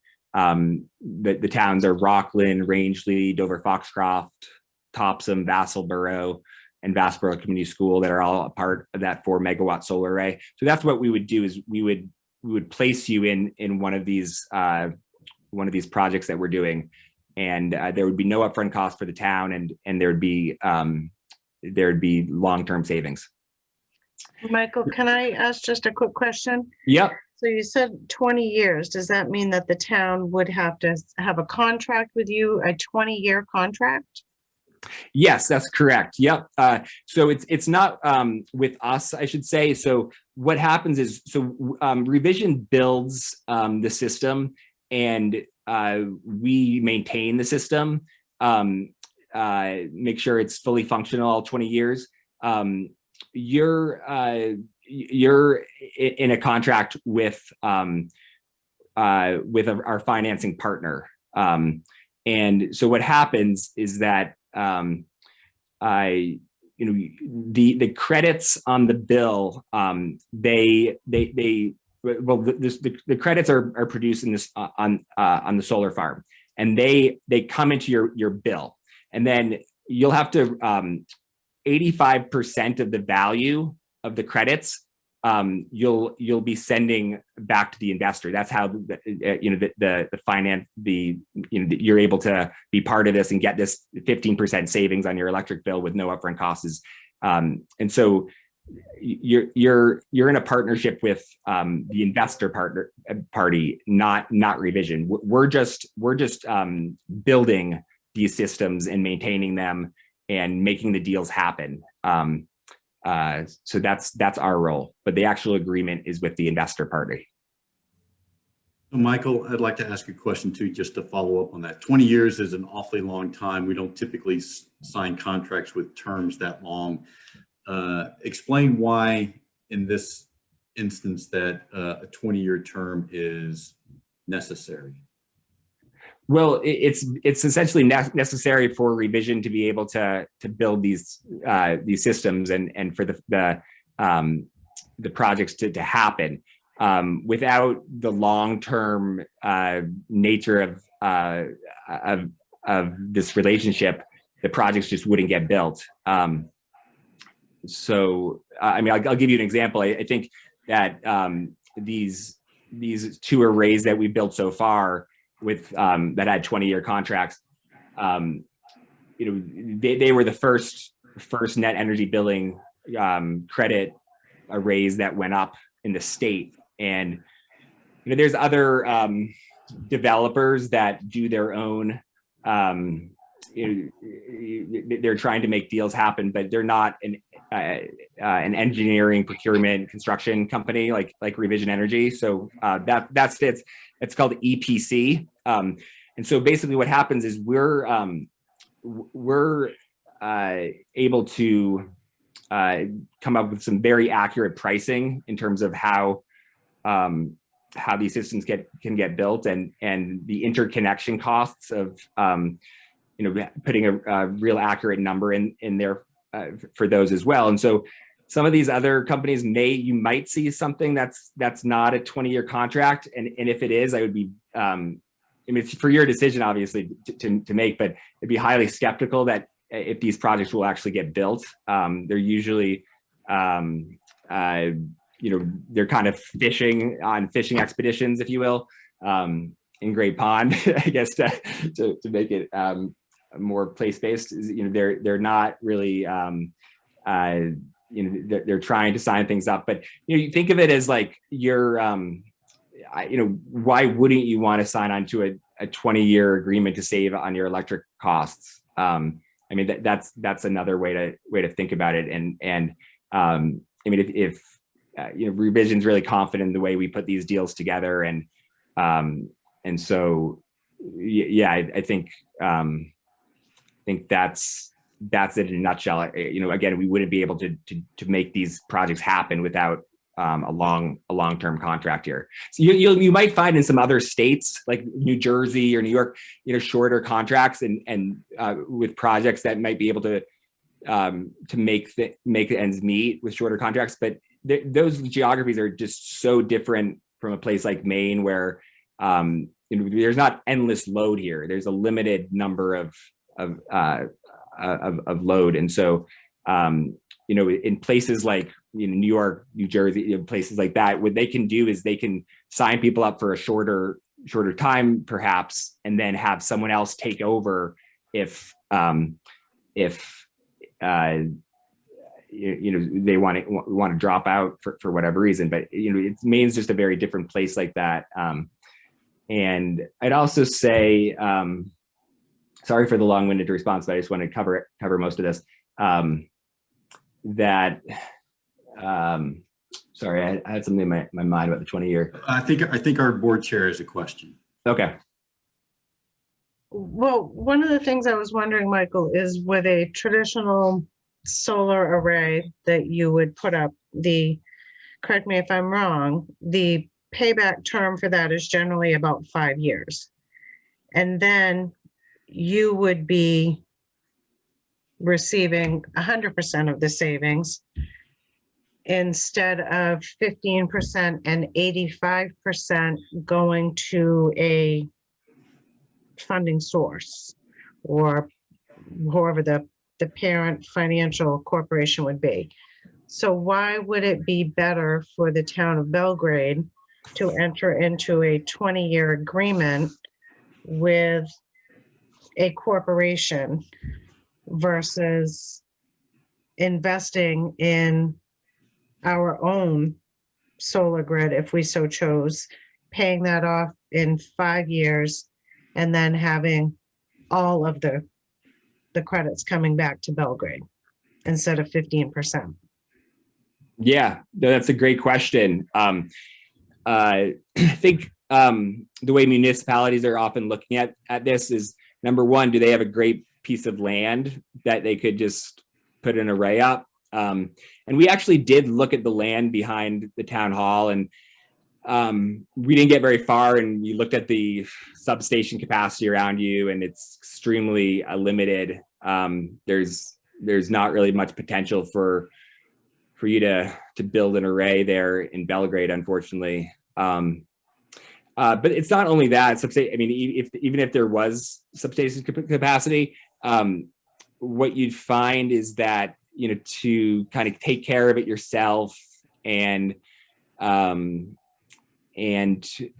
to just go through all of the effort to make a project work in the town, it's a lot of heavy lifting, and so some municipalities are finding like, hey, we just want to slide into one of your projects that it's just a cookie cutter, like instant saving. We don't have to raise money ourselves for this. And so that's, but you're absolutely correct in terms of there is additional saving. Like if you wanted to put some solar on some rooftops and things like that, you could get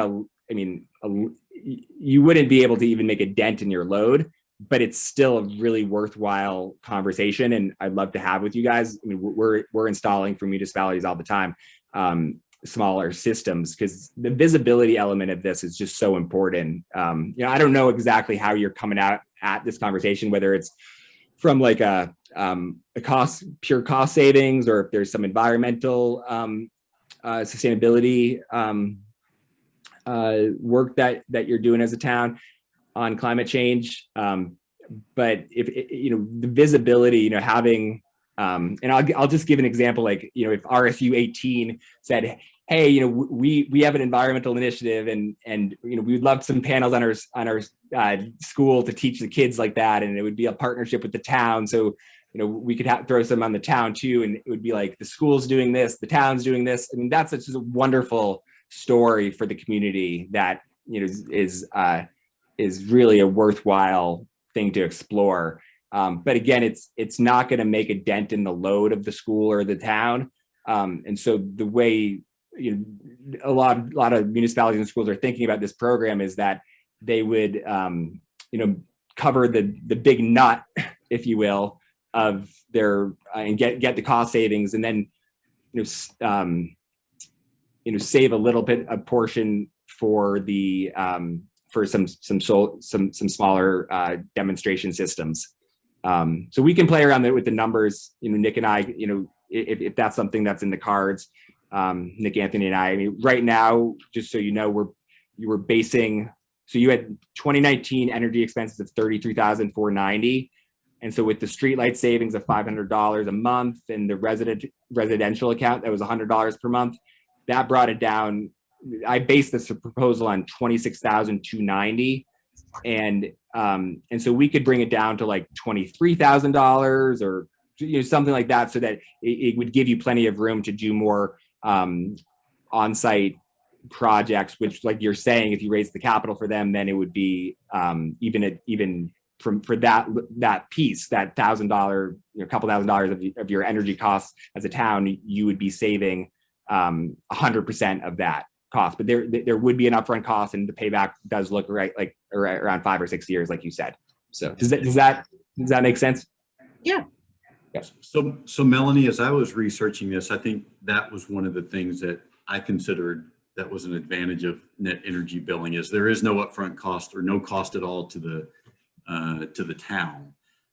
You're still able to support green energy, if you will, but at no cost. And it's really just a matter of would you want to invest that capital cost in order to realize some greater savings down the road, or do you want sort of the free money, if you will, of net energy billing?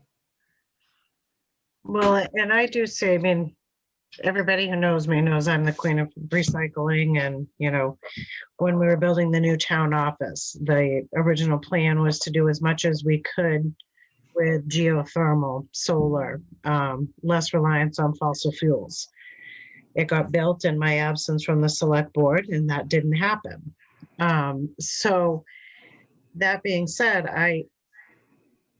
I think as I was reading through the packet, and the 20 years is what sticks out. And what I believe would be the hardest thing for the townspeople to agree to, as well as the select board. I mean, we all know the faces change on the board, and some of us won't be here in 20 years. So it's essentially would be asking it's an investment in the future, but it's a really long time frame. And we don't have contracts with anyone for anything in town that exceeds 3 years. Yeah. So, and when I talked to Michael, I told him that was going to be likely the board's biggest sticking point is we're not accustomed to contracts with that length of term.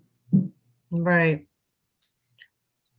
Yeah, I think, you know, when the town's lawyer would get involved in terms of looking at this contract, and, you know, I think what would happen is, you'd have to just kind of weigh the benefit of a no upfront cost, you start saving immediately on, getting you plugged into one of our projects,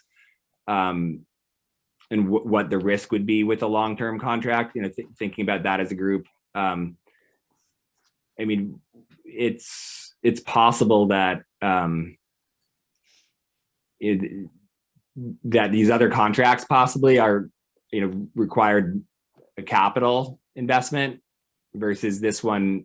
There's no capital investment; it's just immediate savings. But I don't know what your other contracts are, but that's just one. Okay. Well, you go ahead with your thing. I'll try to keep quiet over here.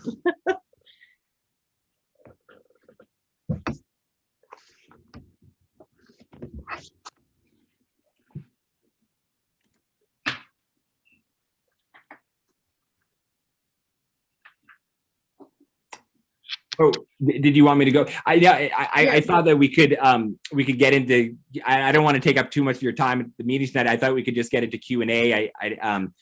Unless you want me to go further into detail on any particular aspect of this.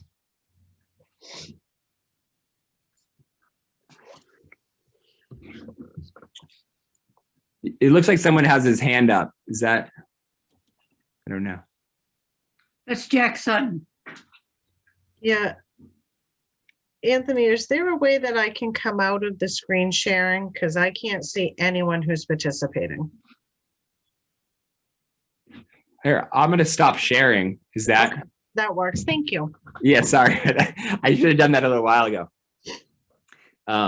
Okay, Jack, did you have your hand up? Yes, I did. I was just going to ask, and thank you for recognizing me. I was just going to ask if there has been, maybe it's already been done, but if there has been a comparison of a full year for the town of Belgrade, let's say 2022 or 2020, I should say, where we already have bills in hand, of what our bottom line cost would look like compared to what was versus what it could have been under this this revision proposal. And I'm concerned about how the billing would change in this procedure.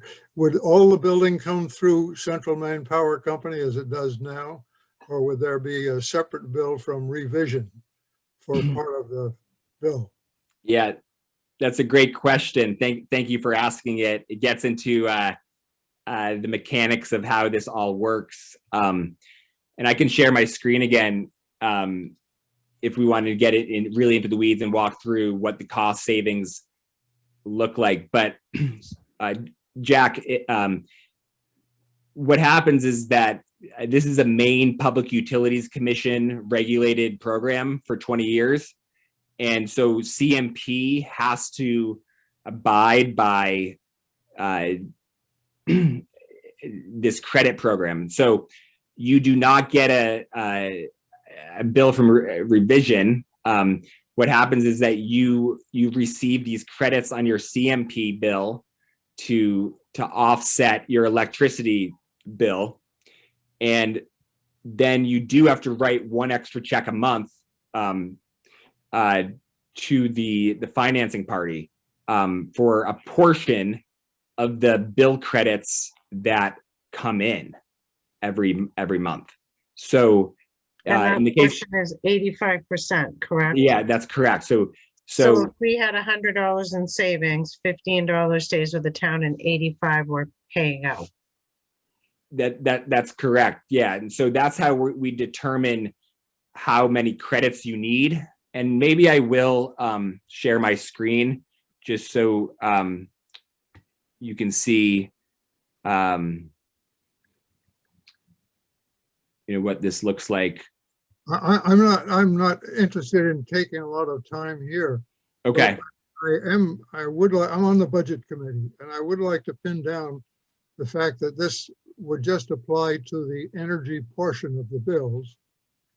That's my assumption. And I would like to see if that 15% goes entirely to the town, or whether there's a separate bill that comes from revision that takes a piece of that, and how much that piece is. Yeah, again, you receive all of, so in the case of the Hannaford gift card, let me go back there to simplify it. So you're buying a gift card worth $100 for $85. So it's a locked in. This agreement is index rate. So you're always going to be saving 15% on the net energy billing credit, which is determined by the net energy billing credit is determined by energy prices. So it fluctuates with energy prices. So this is a 20-year agreement where there's always going to be cost savings. And revision does not, that's part of the contract, that 15% savings. So no one touches that 50% savings on the net energy billing credit. Revision doesn't, the investor party doesn't. Like, that is what the town receives from this 20-year contract, is the locked in 15% credit. Okay, and that's shown up on the CMP bill. Correct. So what happens are all of the credits, all 100% of the credits appear in the CMP bill. You keep 15% of them, and then you pay the financing party 85% of them. But so we actually save 15% of 15%. No, so the way we sized your system, so you're spending, we size it to be 26,290. So again, I'll share my screen. This might get into the weeds a little bit, and I can walk you through this later. But so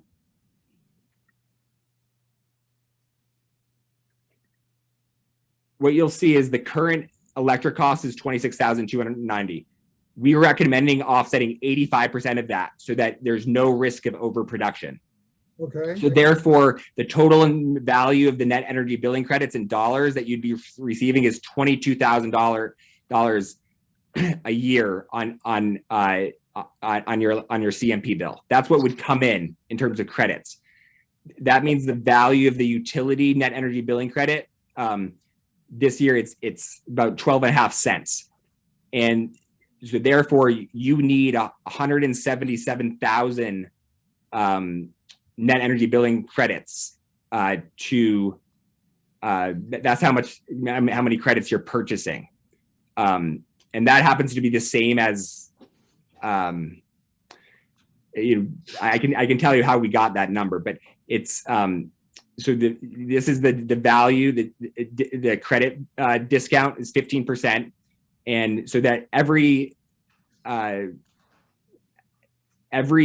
energy billing credit that you purchase is about 10 cents. So it's the differential between this 12.5 cents and this 10 cents. That's where your savings is. So the savings per net energy billing credit is close to 2 cents. And so that's how we come up with these savings numbers. It's $3,300 a year, essentially, or over the course of 20 years, it's about $77,000 that you'd be saving as a town. That's assuming that there's a 2% increase in energy prices, which over the last 30 years, there's been about a 2.5% a year increase in energy prices per year. So if it's less, let's just say energy prices don't go up 2%, like they've done historically over the last few decades, you'd still be saving. You just wouldn't be saving as much as the 77,000. You'd be saving more like 70,000. If energy prices went up even faster, let's say 3%, or you'd be saving more than that $77,000. So this is the net energy billing credit is you're on a roller coaster together with energy prices, whatever the energy price does. So obviously it's not going to drop to zero. So there's always going to be savings for the town. Okay, but what is the net saving to the town after we get done paying the CMP bill and the amount that is required to be paid to revision or revisions entity? Well, in terms of this example, so you're saving $3,300 a year, right? And so you're paying right now. We're basing this proposal on $26,000, and so you're saving $3,000 a year. So you're still paying CMP $23,000 a year. You're saving $3,000 on what you would have paid them. So is that helpful? Well, I want to go back to what you're talking about on revision, sending a piece of the savings to revision. Well, this is like Melanie's question before. It's like if you wanted to own the system, so you would if you would have to come up with the upfront capital to do that, which and the payback would be 5 or 6 years, let's say. And but that's not what we're talking about here. What we're talking about is that you'd be attached to you have a piece of one of our solar farms, and then from that relationship, you're saving 15% on your electric costs. Well, I want to see how it works out on paper. I've taken enough time, too much time on this meeting, but I would want to see how it looks on paper, both for what's due to CMP and what's due to revisions entity in total before I would want to commit to this. Dan? Sounds good. I'm happy to walk you through. Yeah, if I'm getting this right, if we get a bill from CMP and it's $100 cheaper, we pay CMP that bill at $100 cheaper, and then we pay $85, another check for $85 to this other company. That's great. That's the simplest way I can think of saying. Yeah, that's a great way to think about it. Yep. So yeah, Right, it's $100 cheaper, but it's not really $100 cheaper because it's a gift card. Remember, but yeah, I like the way you said it. It's like it's $100 cheaper, and that's locked in. And so yeah, based on that, you have to send 85% of that $100 to over to the investor partner, and your pocket $50. Yeah. Tom? The way I look at this, and maybe I'm wrong, but to me, it's all we're really doing is providing financing, and our interest payment, instead of being cash, can only be used as an offset to our central Maine power bill. So really what we're talking here is providing a different kind of financing that happens to be related to energy. We're not actually, in my mind anyway, directly saving energy for the town. We're providing financing. And the interest payment, like I said, is restricted purely to Central Maine Power. And we're talking a 20-year time frame. And for people, 20 years is a long time for a solar panel. Just recently, one of the darlings of the solar industry, and I think it was Tonopah, Nevada, filed for bankruptcy. So the question obviously is 10 years down the line, what happens if something happens to the solar panels, oil prices fall to $20 a barrel, etc. So it's like, my view, like I said, is this is more financing. It's not energy. But Yeah, that's my view. Couple of responses on that. One is, regardless of the way you look at this deal, you have to pay electric prices. The town has an electric bill, and so yeah, I would like to think, instead of just you're providing financing for something, this is about how the town receives its electricity by being attached to a solar array. You're supporting the solar industry in Maine, which is providing jobs. It's not the externalities that come with you mentioned fossil fuel. So there's so many benefits, which is why this bill had bipartisan support. The longevity of the systems that we've been seeing 40 years plus on these panels. They're warranted for 25 years, so you're all set in terms of warranties and all of that. This system is going to be operational. That's no one benefits, not revision. We're here to maintain these systems and make sure that they're operating. And so the investor does not get paid if it doesn't operate. So there's no risk in terms of these actual projects. This is a way to support the renewable energy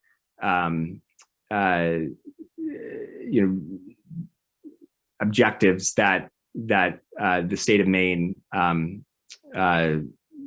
government has agreed to, and you're doing so through cost savings for the town. So it really, the way they structured this is a win-win. And I think it's fine for you to look at it as a finance. This is a financing thing, but I remember that you're always going to have that electric bill cost. That's not going away for the town. You're always going to have that. So this is just a way to save some money.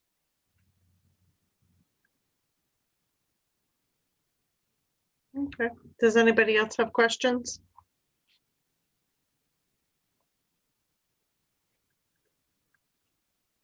All right, I'm seeing none.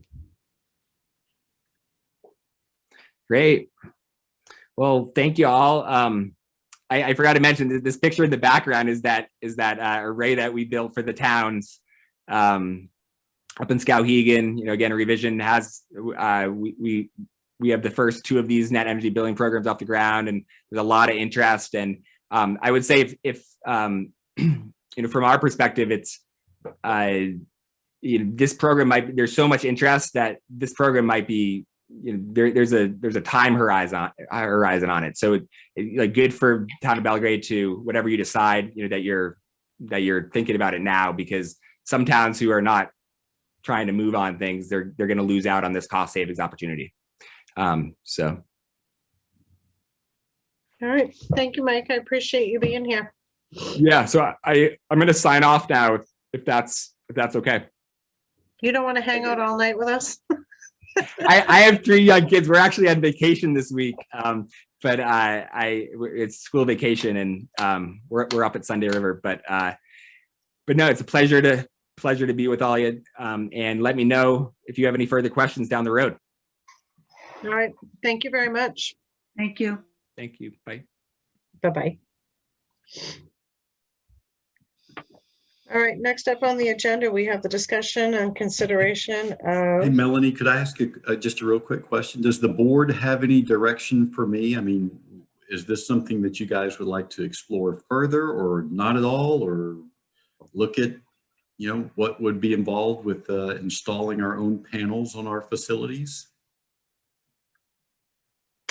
I honestly would, as far as exploring it further, you know, he said RSU 18 was putting a couple of solar panels up on the school. They really weren't going to realize any savings. What you provided was that RSU 18 had actually signed up with a hydropower. Yeah, so I'm not sure if he was just using that as a for example, because I talked to the superintendent a week or 2 ago, and they just very recently signed a net energy billing contract with, you know, whatever the outfit is there, that's the local hydroelectric provider in that community. And was it a 20-year agreement? It was. So, yeah, because I think that's some of the biggest questions. And the solar farm that he's referencing appears to be, it's a coalition of towns and entities. And is this they built the solar farm and then they will come, or was it these communities that got together, the solar farm is built, they're recognizing a much greater savings because each one has a piece of that as an investment. So I guess I would want to look at those pieces a little bit closer with the towns that were referenced and see how they got to that decision. Like, was this a better avenue for them than entering into a 20-year contract and only realizing 15% savings? Are they realizing a 50 or 60% savings? So I guess. Well, yeah. So I did send you guys a webinar, and 2 of the participants in that webinar were the town of Rockland and Dover Foxcroft. And so they are realizing 15% savings. And, you know, if you'd like me to, what I could do is write up something just sort of summarizing their thoughts as to why they went this route versus, and they explored the potential of also building their own infrastructure, either on town property or on facilities to meet their power supplies. So I could summarize that for you guys just to let you know sort of what the thinking was in those regards. I corresponded with one of the town officials from Rockland as well. So, you know, if you would find that helpful, I'd be happy to do that. Well, and I confess, I haven't watched it yet. Yeah, I mean, it's an investment. I know, I understand. It's an investment in time in order to do that. But And just FYI, it was also the Farmington school system had participated in a project and was part of that webinar as well. And so my sense is, I did not directly ask this question, but my sense is they develop these solar farms, then they go out and they prospect for customers who would purchase the credits in order to support those projects. And so, for instance, if we were to say, yes, we would like to do this, but they don't currently have an array that we could sort of plug into, then we would have to wait until that project had been developed. So it's not as if they say, okay, we're going to build this for you, Belgrade. You know, it's once they get a group of people together, then they plug them into that project. Well, and I remember when I talked to Revision, it was probably 2 years ago now. At the time, they were waiting on this legislation. And what I got from the meeting that I went to was that there wasn't enough space in Maine to build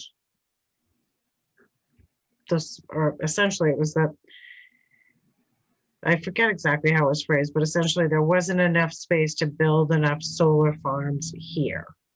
So, and maybe it was just being reflective of the Belgrade area. I don't remember. It has been a couple of years, so. Well, and you may recall what he did say is there's no substation that they could pipe that energy to and then disperse it into the grid here in Belgrade. So that's got to be a part of the equation whenever they're looking for spots to build these large arrays. Yeah. Problem I I have with these hesitate to solar, look.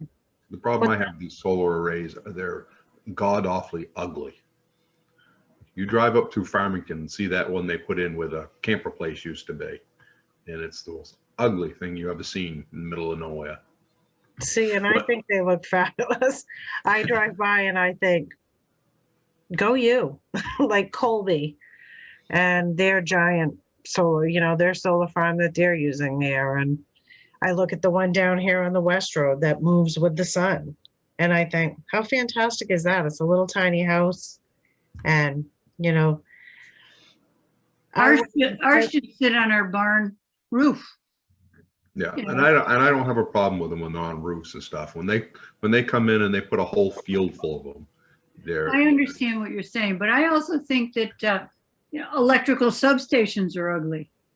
yeah, but they still don't take up the square footage as one of those panel farms do. It's just sort of that kind of a debate. But do we want to look at, I guess I would put it into characterizing, do we want to look at alternative ways of reducing our electrical bill?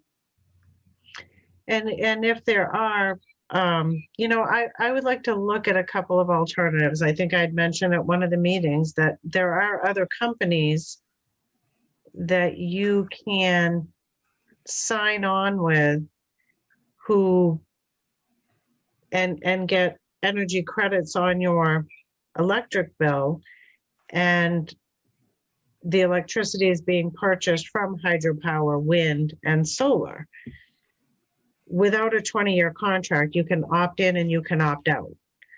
So I wouldn't want to lock us into something for 20 years until we've explored all the options. And I do feel like a 20-year contract where really 85% is going to their financer. It just feels like, you know, that's super freaking long, you know? This may be a thing for another discussion.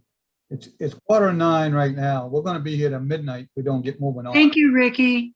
Yeah, I know he was asking for some direction. So that's kind of what I'm feeling is, you know, I'm all for us exploring what's out there for options. Okay. But the 20-year time frame kind of, I was like, oh, am I reading this correctly? So that's why I was asking that question right from the get-go.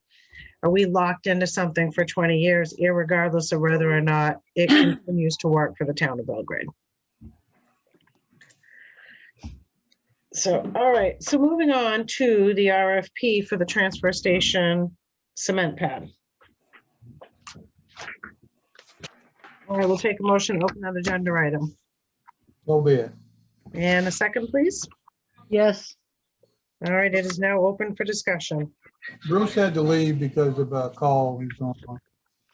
He sent me a message. And So- Ken's still here, right? Yes, I am. Yeah. Okay. Because we're trying to push this right through and have everything in by March 8th, correct? So we really can't table this. Yeah, and just FYI, our thinking on that is we just like to get this project done before the paving begins on June the 1st. So it is a little bit of a turnaround, but we've already got a good list of contractors from the paving RFP. And so we do think it's doable. And if it's not, then we'll just have to, if we don't get any bids, we'll have to extend it. So what do you need from us? We just need to Approval of the RFP. going out to RFP. Yeah, I make the motion, we send this out to RFP. I would second that.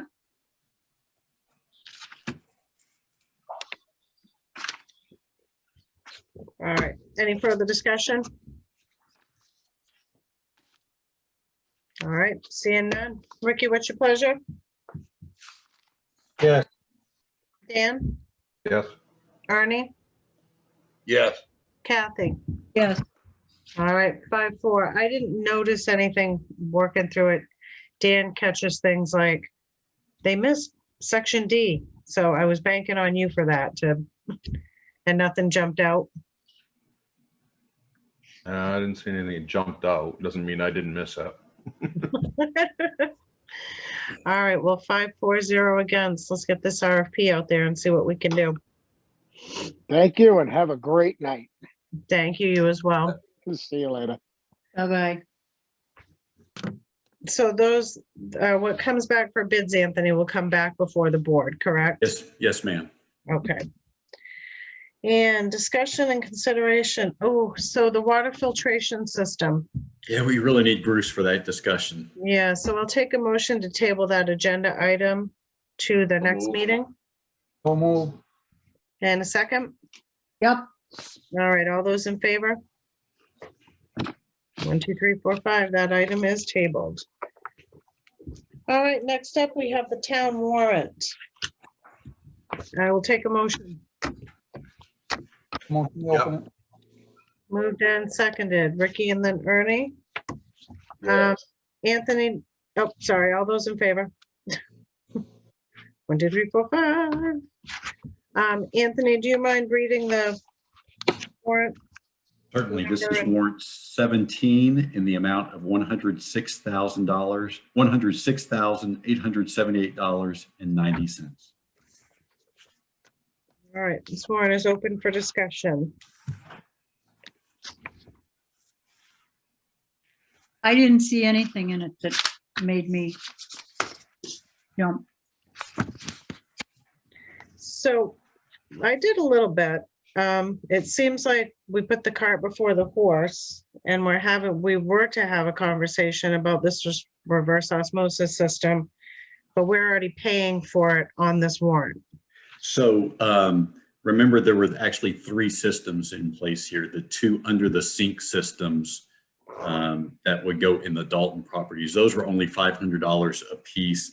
And those were things that we could do, we could pay for either out of the facility maintenance budget for the Dalton properties, or we could pay for that out of the Dalton reserve. And since that was only a $500 cost and was easily installed, Bruce went ahead and ordered that. He has one of them installed as of when this warrant was done. The other one he installed on Friday. The water filtration system for the Center for All Seasons is a much more involved project with a not to exceed cost of $8,000. And so that's the one that, we really wanted to bring to you and discuss with you, given the cost of that project. Well, the reality, and I hate to be a stickler, but I will be, is that we didn't even know about this at the last meeting. We hadn't heard about any of this. We've moved forward. We're paying for systems, and regardless of the size of the system, the full board hadn't even had really a conversation about what's going on, what steps we should be taking. And yet the steps are already being taken without board approval. So I feel like that needs to be halted. And I'm not saying that we shouldn't be addressing the situation, but I feel like we can't be doing things without the board knowing. No matter what the cost is, $5, $500, that's irrelevant. But we really need to understand the whole scope of the project, what the ramifications are, and then say, absolutely, let's move forward. Okay. And that we agree that this is the best thing to do. Okay. I mean, and I was just viewing this like, you know, there's a repair to a fire truck on here. And I was viewing that as, you know, being sort of similar in nature, in that the town plumber, you know, who has an expertise on these things, made a recommendation and fit within the budget. And so we went ahead and pursued it. But we have to be part of that conversation. We have to pick his brain, his expertise, because I was blindsided by it. And I don't like feeling like that. And I don't like feeling like stuff is, you know, moved forward and being done without the board being part of the process. We are the process. Yeah, and I think, if I'm remembering correctly, when I emailed you guys about this last, or the day after the last select board meeting, I think I did say that you know, Bruce had ordered these things and was going to be installing them within the next week or so under the sinks, and that the filtration system was a more complex matter, because he was unsure at that point whether or not we'd even have any space within the Center for All Seasons in order to accommodate that filtration system. So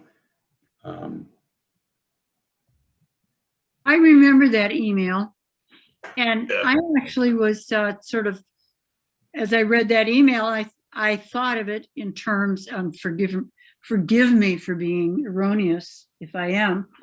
I thought about it as a repair. It's a plumbing repair. And so it didn't raise any red flags for me. And the mention that as we talk about a larger system for the Center for All Seasons. So Is this anyway, that was my, test back like that? I'm sorry? My question was, is that the first time we've got a water test that came back this way from that place? it is. We tested for uranium, wasn't it? That's correct. So that's never been tested before when they do the full-blown water test? That's what I've been told, Rick. Huh. And so as a consequence, after we got those test results, for instance, we also tested the well at the Lakes Fire Station. And because Bruce said that there is sort of a corridor in that area where the uranium is a little higher in the aquifer than in other places in town, the Lakes Fire Station well came back good as far as uranium was concerned. So what brought this on to test for that? There must have been something. It wasn't. It was just Chris this year when you before the water test, you fill out a form and you check the boxes of things to test for, and Chris checked the box for uranium, and apparently that box had not been checked in the past. Maybe just assuming that there was no issue there. Okay. There might be a regulation on public places that change that it needs to be tested for now, from what I understand. And That's kind of what I was asking. Maybe that's what the case is. That's what beating around the Bruce bush. were here, he would know that. I think that's what he told me, but I agree with Kathy and not specifically to disagree with Melanie, but that we knew this water issue and we were buying bottled water, which is expensive in itself We weren't, to Jenny. provide this water. So I just, We weren't buying water until last week. well, yeah, I mean, so to negate buying water continually, it seems wise to get the smallest water systems, working passively, so that potable water can be used in where, at Dalton, and certainly it's a small expense in line with a plumbing repair that I'm comfortable with, having the management of these, Anthony and Lily and Bruce, put their minds together to get that taken care of in a timely manner. Obviously, the water filtration system that's being proposed for the center, is a much, much bigger and more complex thing that needs, board approval and Bruce's input and so on and so forth. But I don't necessarily want to call out people who are, haven't, for a $500 item that you look at this warrant, any warrant, there's $500 items all the time that we don't get, directly consulted on. So my personal view, that's all. Yeah, my point is not that it's a $500 item. My point is that it's a process. It is not one property, it's 3. Sure. And I get it. we should have had a say, how are we moving forward with this? What are the steps we're going to take? And then the board says, absolutely, we think that this is a good way for us to be handling this. And then the plumber gets the okay to go ahead and put this filtration system in, because it's not going to be a one-stop shop. So there's going to be a filtration system, and then there's going to be ongoing testing and maintenance and all of those parts. So we have to be the overseers. That's our job. Absolutely. I agree with you. So it's not if it was $5 or $500. It's part of a process. So I get it. So that was my piece on that, is just not. Did we have to? There's page 3 for dehumidifiers, extension cords and rags and dehumidifiers for the North Belgrade Fire Station and the Lakes Fire Station. Did we have water leaking? Was there an issue at those 2 locations that we needed? Did we purchase humidifiers? Let me look at the invoice. So one of the things, sort of the limitations of Trio sometimes is there's only so much information that you can put on there. So you see, whatever you put in one line appears in all the lines. And so I know that those items were not purchased for both. All of those items were not purchased for both of those stations. So.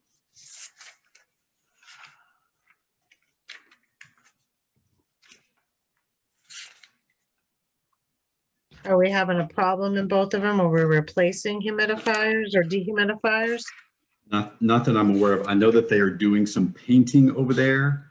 So they may have taken a dehumidifier over there just to reduce the amount of humidity in order to paint the building, the inside of the building.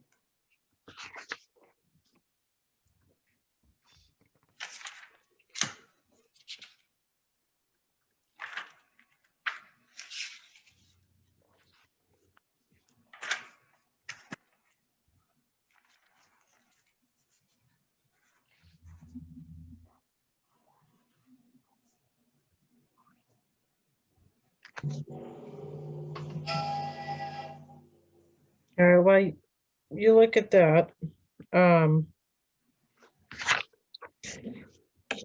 Page 6, we were paying street signs $374.50, and I just want to follow up and make sure that the orange flags for the speed limit signs on the lower end of the West Road in the village part of that? That is what that is. They're not, the sign manufacturer did not have the ears that go on the side of the signs. This is a reflective strip that goes up the post and around the sign. And then Jason was going to see if he could fashion something to be those orange ears. So on this receipt, I mean, there are painter rags, there is an extension cord, and there is a dehumidifier. The dehumidifier looks like it was used at the North Belgrade fire station, but I'm unaware of there being any leak, but I do know that they were, you know, they're doing some painting at those stations. So I assume that that was in order to reduce the humidity in the building so that it was easier to paint. But I can follow up on that and send you guys a note if you'd like more details. Yeah, I mean, it's $366. So I was just like, and I know how much my dehumidifier costs. It's a pretty good one. It was $229. So it's one dehumidifier. It was Okay. one. Let's see, one last, page 6, Maine Today Media, the foreclosure advertising, that was Yep. included in what was paid back to the town, correct? That is correct. And then MG Automotive, who is that? I know we don't have Walt LaPlante anymore, but I didn't recognize that automotive. Is that someone in Belgrade, or is that? I'll have to look at the invoice. I am.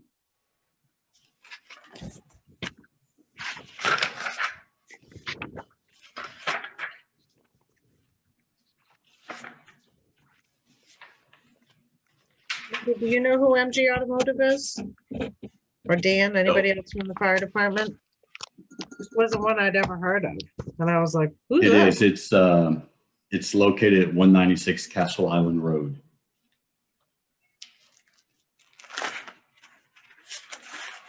Does it say anything else about who? No, it does not. Okay.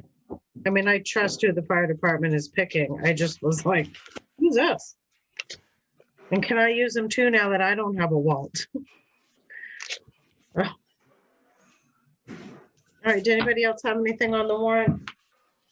Or did I I step just had on? one question about, on the last page of the warrant, the tower repair for Yankee Communications. Where is that tower? Is that the fire station or?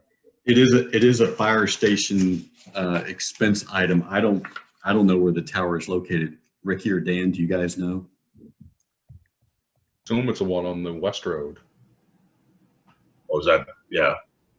Okay, just I think it's up by Jack's. curious. Yeah, I think it's the one by Jack's, so. Okay. Do we own the tower? No, but we've got a transmitter or something up there. We have to repair it apparently. Gagny's has the tower and Gagny's has stuff. A bunch. I think even Hammond has stuff on that tower. They worked Can on you, it. Anthony, if you could ask or just look into that, I'm just curious that, I mean, that's $1,200. And, you know, is that just a one-time repair or is that something, you know, is this tower going to need that kind of repair all the time? I don't know. Worked on it for 2 days. I know that. Yeah. Worked on one whole Saturday, and then they came back on Monday and did some more to it. Yeah. Just curious. Thank you. That's probably pretty cheap for climbing up a tower. Oh, I would imagine. I'm not climbing them. Better than me. The older I get, the more chicken I become. All right, any other questions on the town warrant? Seeing none, Diane, I think you're off the hook. All right. So Ricky, what's your pleasure? Yes. Dan, Yes. Ernie, Yes. Kathy? Yes. All right, 5-4-0 against. All right, next up, we have the town manager's report. So just a reminder to you guys, absentee voting in the town meeting election begins on Friday. Tomorrow night, we're going to have a community conversation online so that Melanie and Rick, are you still planning on being there? I have to. You do. And myself, we're going to answer some questions from Jay Bradshaw about the town meeting warrant. And then on March 3rd, Anthony, how come you're actually having that? It's basically another public hearing. Is what it amounts to. it's just an opportunity for folks to learn more about what's on the town warrant. I mean, Jay's going to be asking some particular questions, and it's something that we can record and then post on our YouTube and our Facebook page and on our website, just in case people want more information before they go to the polls. Oh, that's why the communications committee's doing it. Correct. Oh, okay. Well, remember I had asked if there was a way for us to do it with the public hearing, but then it seemed to be wanted to be split out a little bit for those reasons. But I do, I don't want us to be too redundant on stuff either, because then you'll have no participation. Yeah, and I think, if you guys have seen Jay conduct one of these things, he's really, really good at it. So I think it'll be a good conversation that'll be a lot more pointed, if you will, than a public hearing is. Otherwise, if you guys, just FYI, April 1st is the deadline for all sorts of property tax exemptions to be filed. So if you know someone who needs to file a property tax exemption, we've got all the requisite forms posted on our website. Next Tuesday night, a week from tonight, we'll have our initial discussion of the first responders memorial. So the people that we approached about that were very enthusiastic about it. You can see the proposed policy there that Ernie and I worked on. So I'll work with Melanie about putting that on a future agenda. And that's all I have as part of the town manager's report. No, Anthony, with the homestead exemption, once somebody applies once, that's as long as they own the property. So it would only, so if we know of somebody who maybe moved into town who Correct. hadn't had that opportunity. Correct. For instance, the Wilsons last year did not have the benefit of a homestead exemption because we moved here after April the 1st. But yeah, right. But there are a lot more other exemptions than, I did some, the assessor helped me out and we added to the webpage that we have on exemptions. And there are a lot more exemptions available than what most people know. So we should all be scoping it out. Yes. Mm-hmm. All right. So do we want to take a 2-minute break before executive session, or do we just want to keep on rolling? Keep rolling. Keep rolling. Perfect. That's what I was thinking. One more to say, keep rolling. I'm going to mute myself. All right. I will make a motion that in the case of case number 01-21, that the board accepts, how do I say this? That the Belgrade municipal officers grant an abatement in the amount of $11,704.80. Thus abating the property taxes and interest. Thus taking care of the 2019 and 2020 tax bills. Do I have to say the map in that, or can we just leave it at the case? I think we can leave it at that. Okay. We don't want any identifying information. All right. So that's your motion? That's my motion. I'll second that. All right. Is there any further discussion? Seeing none. Dan, how do you vote? I don't know. I'm still hung up on the fact we always used to do one at a time. Go to me, I'll vote. Okay, Ricky, do you want to go?